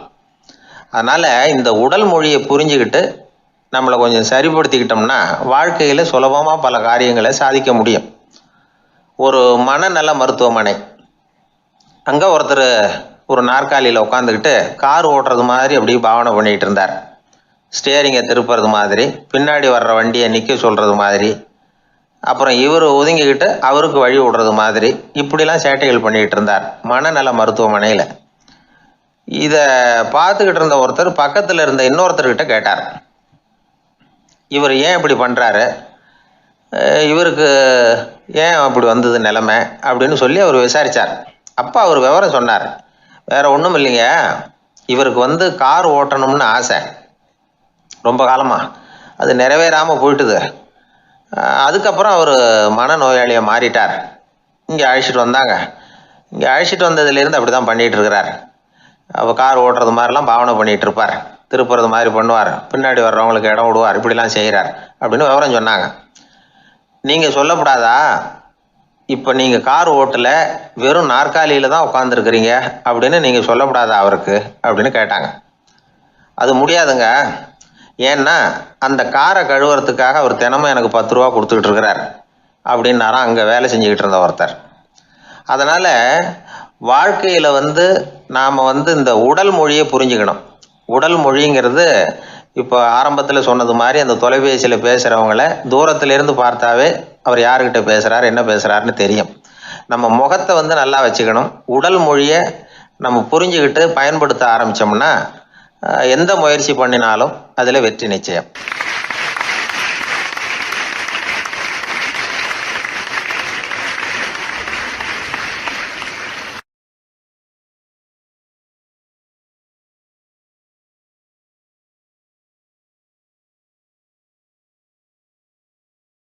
நபிகள் நாயகம் உட்கார்ந்துருக்கிறார். அந்த சமயம் அம்மா அங்க வர்றாங்க. அவங்க கையில திராட்சை பழ கொத்து அதை கொண்டுகிட்டு நபிகள் கிட்ட கொடுக்குறாங்க. சாப்பிடுங்க அப்படின்னு சொல்லி ரொம்ப அன்பா வேண்டிக்கிறாங்க. நபிகள் நாயகமும் ரொம்ப பிரியமா அதை வாங்கிக்கிட்டார். அதுக்கப்புறம் அதை சாப்பிட ஆரம்பிச்சார். நபிகள் நாயகம் மதீனாவில் தங்கி இருந்தப்போ இது மாதிரி நிறைய பேர் பழங்களையும் தின்பண்டங்களையும் கொண்டுகிட்டு கொடுக்கறது வழக்கம். நபிகள் நாயகம் என்ன பண்ணுவார்னா அதெல்லாம் வாங்குவார். உடனே பக்கத்தில் இருக்கிற தோழர்கள் எல்லாருக்கும் பகிர்ந்து கொடுப்பார், தானும் சாப்பிடுவார். இதுதான் எப்போதும் வழக்கம். ஆனால் இந்த தடவை என்னாச்சு தெரியுமா, அவர் அப்படி பண்ணல. ஒவ்வொரு பழமா எடுத்து தானே சாப்பிட்டுக்கிட்டு இருக்கிறார். அவர் விருப்பமா சாப்பிடுகிற காட்சியை ஆசை தீர பார்த்துக்கிட்டு இருந்தாங்க அந்த வயசான அம்மா, அந்த பழத்தை கொடுத்தவங்க. அவங்களுக்கு ரொம்ப மகிழ்ச்சியா இருந்தது, மன நிறைவா இருந்தது. நாம ஆசையா கொண்டுகிட்டு கொடுக்குற பழத்தை நபிகள் நாயகம் இவ்வளவு பிரியமா சாப்பிட்றாரு அப்படின்னு நினைச்சு ரொம்ப சந்தோஷப்பட்டாங்க. அதுக்கப்புறம் அங்க இருந்து அவங்க புறப்பட்டு போயிட்டாங்க. அந்த அம்மா போனதுக்கு அப்புறம் பக்கத்துல இருந்த தோழர்கள் பேச ஆரம்பிச்சாங்க. ஏன்னா அவங்களுக்கு சந்தேகம், இன்னைக்கு வித்தியாசமா நடந்துகிட்டாரே அப்படின்னு. அண்ணலே, எது உங்களுக்கு வந்தாலும் எங்க எல்லாருக்கும் கொடுத்துட்டு தான் நீங்க சாப்பிடுவீங்க, இன்னைக்கு மட்டும் நீங்க அப்படி செய்யலையே, எல்லா பழத்தையும் நீங்களே சாப்பிட்டீங்களே, அதுக்கு என்ன காரணம் அப்படின்னு கேட்டாங்க. இப்படி கேட்கறதுனால நாயகம் அதை தப்பா புரிஞ்சுக்க மாட்டார் அப்படிங்கிறது அவங்களுக்கு தெரியும். யாரும் எதையும் அவர்கிட்ட கேட்கலாம், அப்படி கேட்கறதுக்கு உரிமை உண்டு. இந்த ஜனநாயக முறைகளுக்கு அவர்கள் கொடுத்த மரியாதை இது. தோழர்களின் கேள்விக்கு நபிகள் பதில் சொல்ல ஆரம்பிச்சார். நண்பர்களே, அந்த அம்மா ரொம்ப பிரியமா அந்த பழங்களை என்கிட்ட கொண்டுகிட்டு கொடுத்தாங்க. முதல்ல ஒரு பழத்தை எடுத்து வாயில போட்டு பார்த்தேன், அது ரொம்ப புளிப்பா இருந்தது, சாப்பிடுறது ரொம்ப கஷ்டம். உங்ககிட்ட யாருக்காவது அதை கொடுத்துருந்தா அதுல வாயில போட்டதும் புளிப்பு தாங்காம முகம் சுழிச்சிருப்பீங்க. அதை அந்த அம்மா பார்த்துட்டாங்கன்னா வருத்தப்பட்டிருப்பாங்க. ஆசையா கொண்டுகிட்டு நமக்கு கொடுத்துருக்குறாங்க, அவங்க அன்பான மனசை நோகடிக்கிறதுக்கு நான் விருப்பப்படலை. அதனால முகம் சுளிக்காம சாப்பிடணுமேங்கிறதுக்காகத்தான் அந்த பழங்கள் பூராவே நானே சாப்பிட்டுட்டேன் அப்படின்னு புன்முறுவலோட பதில் சொன்னாராம் நபிகள் நாயகம். இன்னொருத்தர் மனசு புண்படக்கூடாதுங்கிறதுக்காக புளிப்பையே இனிப்பா ஏற்றுக்கொள்ளுகிற பண்பாடு இருக்கு பாருங்க, அது ஒரு பெரிய நாகரிகம். அது எல்லாருக்கும் சுலபமா வந்துடாது. நல்லா இருக்கிற பழத்தையே என்ன இவ்வளவு மோசமா இருக்குன்னு சொல்லுகிறவர்கள் தான் நம்ம கிட்ட அதிகம். இந்த காலத்துல இல்வாழ்க்கையில இந்த நாகரிகத்தை சில பேர் கடைபிடிக்கிறது உண்டு. நல்லா இருக்க இல்லையோ முகம் சுளிக்காம சாப்பிட்ருவாங்க. ஏன்னு கேட்டா, எதுக்காக சார் வீண் வம்பு, ஏதோ நமக்குன்னு கொடுத்து வச்சது அவ்வளவுதான் அப்படின்னு நினைச்சுக்கிட்டு போக வேண்டியது தானே அப்படிம்பாங்க. இவங்கெல்லாம் கூட ஒரு விதத்துல பண்பாடு தெரிஞ்சவர்கள் தான். ஒரு ஆளு ஊரெல்லாம் சுத்தி விட்டு கடைசியில அழுத்து போய் ஒரு ஹோட்டலுக்குள்ள நுழைஞ்சானான். ரொம்ப களைப்பா இருந்தது அவனுக்கு. அதனால ரொம்ப களைப்படைஞ்சு போய் ஒரு நாற்காலியில போய் உட்காந்துருக்கிறான். இவனை பார்த்ததும் சர்வர் ஓடி வந்தார். சார் உங்களுக்கு என்ன வேணும்னு கேட்டார். எனக்கு தேவை 2 தோசையும் கொஞ்சம் அன்பான வார்த்தைகளும் அப்படின்னா. சர்வர் உள்ள போனார். 2 தோசையை கொண்டாந்து வச்சார். அன்பான வார்த்தை கேட்டனே அப்படின்னா இவன். சர்வர் ரொம்ப பணிவா குனிஞ்சு இவன் காதோரமா சொன்னார், ஐயா இந்த தோசையை சாப்பிட்றாதீங்க, புளிச்சு போன பழைய மாவு அப்படின்னார். இது பாருங்க, அன்பான வார்த்தையும் 2 தோசையும் கேட்டார், கொண்டாந்து கொடுத்துட்டார். இப்படி இருக்கிறவர்களும் இன்றைய மனிதர்கள்ல அதிகம். அதனால மனிதர்கள் ஒவ்வொருத்தரும் ஒவ்வொரு விதம். நம்ம கிட்ட பிரியமா நடந்துகிறவர்கள் மனம் கோணும்படி நாம் நடந்து கொள்ளக்கூடாது அப்படிங்கிறது தான் நபிகள் நாயகம் அவருடைய செயல் மூலமா நமக்கு உணர்த்தி இருக்கிற வாழ்வியல் உண்மை.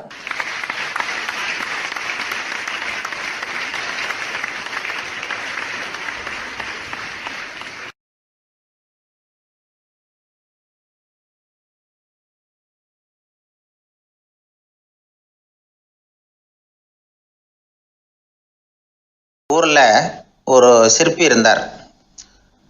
சிற்பின்னா அவர் ரொம்ப திறமையுள்ளவர். அதாவது எங்கேயாவது ஒரு கல் கிடந்தா போதும், அதை அப்படியே எடுத்துகிட்டு வருவார்.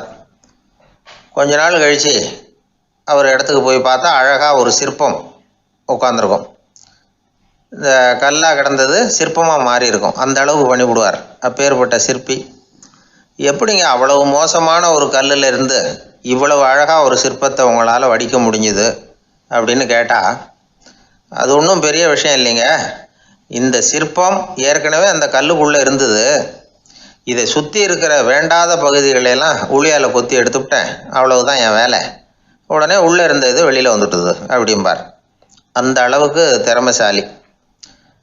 ஒரு சின்ன பாறை இல்லைன்னா கருங்கல்ல பார்த்துட்டாருன்னா போகிறோம், விடமாட்டார்.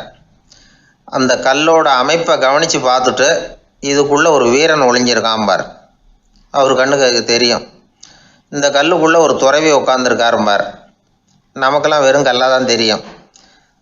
இந்த கல்லுக்குள்ளே ஒரு நடன மங்கை நடனம் ஆடிக்கிட்டு இருக்கா அப்படிம்பார். உடனே அந்த கல்லை கொண்டுகிட்டு வருவார். அவர் சொன்னது மாதிரியே உள்ளே இருக்கிற அவங்களையெல்லாம் வெளியில் கொண்டுகிட்டு வந்துடுவார். அதாவது வேண்டாத பகுதிகளெல்லாம் கொத்தி எடுத்துருவார். அவர் மொழியில் சொல்லப்போனால். இந்த சிற்பிக்கு ரொம்ப நாளாக மனசுக்குள்ளே ஒரு ஆசை. அதாவது உண்மை, தூய்மை, இதுக்கு உதாரணமாக இருக்கக்கூடிய புத்தர் சிலையை வடிக்கணும் அப்படிங்கிறது அவரோட ஆசை. ஆனால் அந்த ஆசை நிறைவேறாமலே இருந்துக்கிட்டு வந்தது. அதுக்கு என்ன காரணம்னா, அதுக்கு தகுந்த மாதிரி ஒரு கல் கிடைக்கல. கல் கிடைச்சா அதை செஞ்சுருவார். ரொம்ப காலமாக அங்கே இங்கே தேடி அலைஞ்சார். இந்த புத்தர் சிலை வடிக்கிறதுக்கு பொருத்தமாக ஒரு கல் கிடைக்குமா அப்படின்னு சொல்லி கண்ணில் படுற கல்லையெல்லாம் உத்து உத்து பார்ப்பார். உள்ளே புத்தர் இருக்காரான்னு கவனிப்பார். இருக்கிற மாதிரி எதுவும் தெரியல அவர் கண்ணுக்கு. சரி, இதுக்கு என்ன செய்யலாம்னு யோசனை பண்ணார். நேராக ஒரு புத்த மடாலயத்துக்கு போனார். அங்கே இருக்கிற ஒரு புத்த துறவியை சந்தித்தார். அவர்கிட்ட விசாரித்தார், சுவாமி, புத்தரின் தூய்மை ஒளிஞ்சிருக்கிற அந்த கல் எங்கே கிடைக்கும் அப்படின்னார். அந்த கல் இருக்கிற இடம் எதுன்னு இன்னமும் உங்களுக்கு தெரியலையா அப்படின்னு கேட்டார் துறவி. இல்லைங்க, அதுக்காகத்தான் அலைஞ்சிக்கிட்டு இருக்கிறேன் அப்படின்னார் இவர். சரி, கவலைப்படாதீங்க, ஏன் கூட வாங்க காட்டுறேன் அப்படின்னு அழைச்சிட்டு போனார். எங்கே போனார்னா, அந்த மடாலயத்தின் பின்பக்கம் போனாங்க. 2 பேரும் போனாங்க. அங்கே போய் பார்த்தா அங்கே ஒரு கிணறு இருந்தது. என்ன அது நாம் கேட்டது கல், இவர் அழைச்சிட்டு வந்து காட்டுறது கிணறு அப்படின்னு இவருக்கு சந்தேகம். ஒரு மாதிரியாக பார்த்தார். அவர் சொன்னார், துறவி எட்டி பாருங்க உள்ள அப்படின்னாரு. கிணறுக்குள்ளே என்ன இருக்கும்னு இவருக்கு தெரியாதா, இருந்தாலும் அவர் சொல்கிறாரே அப்படின்னு சொல்லி எட்டி பார்த்தார். பார்த்தா அதில் தண்ணி இருந்தது. அந்த தண்ணியில் தன்னோட உருவம் தெரிஞ்சுது. இப்போ அந்த புத்த ஞானி சொன்னார், துறவியாரே, புத்தரை நாம தான் ஒழிச்சு வச்சிருக்கிறோம், நமக்குள்ளே தான் அவர் மறைஞ்சிருக்கிறார். அவரை அடையாளம் தெரியாதபடி மூடி இருக்கிறது எது தெரியுமா? நம்மக்கிட்ட இருக்கிற கோபம், போலித்தனம், பதட்டம், ஆசை, இதெல்லாம் தான். அறிவு அப்படிங்கிற ஒளியால் அதையெல்லாம் செதுக்கி எடுத்துட்டோம்னா அந்த அழகான புத்தர் வெளியில் வந்துடுவார் அப்படின்னு சொன்னார் துறவி. அதனால் நமக்குள்ளே இருக்கிற நம்மளை நமக்கே அடையாளம் தெரியல அப்படிங்கிறது தான் உண்மை. இந்த உண்மையான மனிதன் உள்ளே இருக்கிறான். இவர் கல்லை பார்த்துட்டு உள்ளே யார் இருக்காங்கிறது அவருக்கு தெரிஞ்சுது சிற்பிக்கு. ஆனால் உண்மையான புத்தர் எங்கே இருக்காருங்கிறத அவரால் அடையாளம் கண்டுபிடிக்க முடியல. அப்படி தான் பல பேர் இன்றைக்கி இருந்துக்கிட்டு இருக்கிறோம். ஒரு அப்பா தன்னுடைய பிள்ளைக்கு புத்தி சொன்னார், அதோ பார்ப்பா, மனசு தான் கல், அறிவு தான் உளி. உன்னுடைய மனசுங்கிற கல்லை அறிவுங்கிற ஒளியால் செதுக்கி அழகான மனிதனாக நீ வெளியில் வரணும்னார். அதுக்காக தான்ப்பா தேடிக்கிட்டு இருக்கேன்னா அவன். மனசுங்கிற கல்லை தேடிக்கிட்டு இருக்கிறியா அப்படின்னு கேட்டார். இல்லைப்பா, அறிவுங்கிற ஒளி எங்கே இருக்குன்னு தெரியல எனக்கு, அதை தான் தேடிக்கிட்டு இருக்கிறேன் அப்படின்னு நானா. அதனால் அறிவை தேடிக்கிட்டு இருக்கிறவன் என்னைக்கு உண்மையை கண்டுபிடிக்க போகிறான்? அதையே கண்டுபிடிக்க முடியலைங்கும் பொழுது. அதனால் நாம் யார் அப்படிங்கிறது நமக்கு அடையாளம் தெரியணும். அந்த அடையாளம் தெரிஞ்சுட்டா வாழ்க்கையில் வெற்றி நிச்சயம்.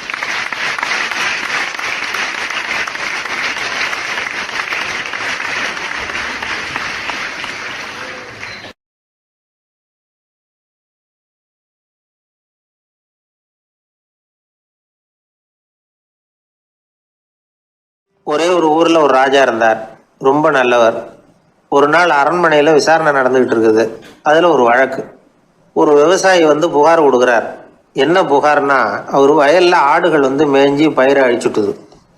நிறைய உழைச்சி செலவு பண்ணி பயிரை உண்டாக்கி வச்சுருந்தேன், எல்லாம் போயிட்டுது. இனிமேல் நான் என்ன செய்யறது, நீங்கள் தான் சரியான தீர்ப்பு வழங்கணும் அப்படின்னார் அந்த விவசாயி. அந்த ஆடுகளுக்கு சொந்தக்காரர் யாருன்னு கண்டுபிடிச்சி அரண்மனைக்கு அழைச்சிட்டு வாங்கன்னு உத்தரவு போட்டார் ராஜா. சேவகர்கள் போனாங்க, ஆளை கண்டுபிடிச்சாங்க, கூப்பிட்டுக்கிட்டு அரண்மனைக்கு வந்துட்டாங்க. ராஜா விசாரணை பண்ணார். அப்புறம் விசாரித்து முடிச்சுவிட்டு தீர்ப்பு வழங்கினார். இந்த விவசாயி அடைந்திருக்கிற இழப்புக்கு ஈடாக உன்னுடைய ஆடுகளை அவங்ககிட்ட கொடுத்துட வேண்டியது அப்படின்னு சொல்லிவிட்டார். உன்கிட்ட இருக்கிற ஆடு பூரா அவன்கிட்ட கொடுத்துரு, அந்த ஆட்டுனால் ஏற்பட்ட இழப்பு சரியாக போகட்டும் அப்படின்னு தீர்ப்பு வழங்கிட்டார். அந்த மன்னருடைய மகன் இதை பார்த்துக்கிட்டே உட்காந்துருந்தான். இந்த தீர்ப்பை இன்னும் கூட சிறப்பாக வழங்கலாமே அப்படின்னு நினச்சான். அப்பாக்கிட்ட சொன்னான். உடனே அந்த அரசர், சரி நீயே இதுக்கு சரியான தீர்ப்பு சொல்லு அப்படின்னார். அந்த இளவரசன் தீர்ப்பு சொல்கிறான். அவன் சொன்ன தீர்ப்பு என்னன்னா, உங்ககிட்ட இருக்கிற ஆடுகள் எல்லாத்தையும் 1 வருஷ காலத்துக்கு அந்த விவசாயிகிட்ட ஒப்படைச்சிட வேண்டியது. அந்த 1 வருஷத்துக்குள்ள அந்த ஆடுகள் போடுற குட்டிகள், பால், எரு எல்லாம் விவசாயி எடுத்துக்க வேண்டியது. 1 வருஷத்துக்கு அப்புறம் உங்களுடைய ஆடுகளை நீங்களே திருப்பி வாங்கிக்க வேண்டியது. இதுதான் இளவரசன் சொன்ன தீர்ப்பு. இது சரியான தீர்ப்பு தான். இனிமேல் என்னுடைய அரச பொறுப்புகளை இளவரசர் வசம் ஒப்படைக்கிறேன் அப்படின்னு சொல்லி ஒப்படைச்சுட்டாராம். அதாவது தாவூத் நபி, சுலைமான் நபி இவர்களுடைய சரித்திரத்தில் இந்த சம்பவம் காணப்படுறதாக ஒரு நண்பர் சொன்னார். ஒரு தண்டனையை பெறுகிறவன் அதுக்கு பிறகு சமூகத்தில் நல்ல விதமாக வாழறதுக்கு வாய்ப்பு இருக்கிறது மாதிரி அமையணும் தீர்ப்பு. அதுக்கு இது ஒரு உதாரணம். சில தீர்ப்புகள் எப்படி அமைஞ்சு விடுதுன்னா, ஒரு தண்டனை அனுபவித்து முடித்தவன் அதுக்கப்புறம் அவன் இந்த சமூகத்தில் நல்லவனாக வாழறதுக்கு நினச்சா கூட அதுக்கு தகுதி இல்லாதவன் அப்படிங்கிற அளவுக்கு சூழ்நிலை அமைஞ்சிருது. இது சிந்திக்க வேண்டிய ஒரு செய்தி. இன்னொரு ஊரில் ஒரு ராஜா இருந்தார். அவர் ஒரு நாள் ஒரு போட்டி வச்சார். என்ன போட்டின்னா, அரண்மனை வாசலில் ஒரு பெரிய நீச்சல் குளம், அதில் நிறைய விஷப்பாம்புகள். எந்த இளைஞன் துணிச்சலாக அதில் நீச்சல் குளத்தில் குதித்து நீந்தி கரையேறி வர்றானோ அவனுக்கு 100 ஏக்கர் நிலம் பரிசாக வழங்கப்படும். அது வேணாம்னா 1000 ஆடுகள் பரிசாக வழங்கப்படும். அதுவும் வேணான்னா என்னுடைய மகளை வந்து கல்யாணம் பண்ணிக்கலாம். இதுதான் மன்னருடைய அறிவிப்பு. பரிசுலாம் நல்லா தான் இருக்குது, இருந்தாலும் பாம்புகள் உள்ள குளம்ங்கிறது நல்லா இல்லையே. அதனால் யாரும் அதில் குதித்து நீஞ்சறதுக்கு முன் வரல. இருந்தாலும் திடீர்னு ஒரு இளைஞன் அந்த நீச்சல் குளத்தில் குதிச்சான், நீந்தினா ஒரு வழியாக கரையேறி வந்துட்டான். மன்னருக்கு ரொம்ப மகிழ்ச்சி. நீ தான் தைரியமான இளைஞன், வா இப்படின்னு கூப்பிட்டார். கிட்ட வந்தான். அந்த இளைஞன் தண்ணீர் சொட்ட சொட்ட வந்து நிற்கிறான். சரி, உனக்கு 100 ஏக்கர் நிலம் வேணுமான்னு கேட்குறார். வேண்டாங்கிறான்.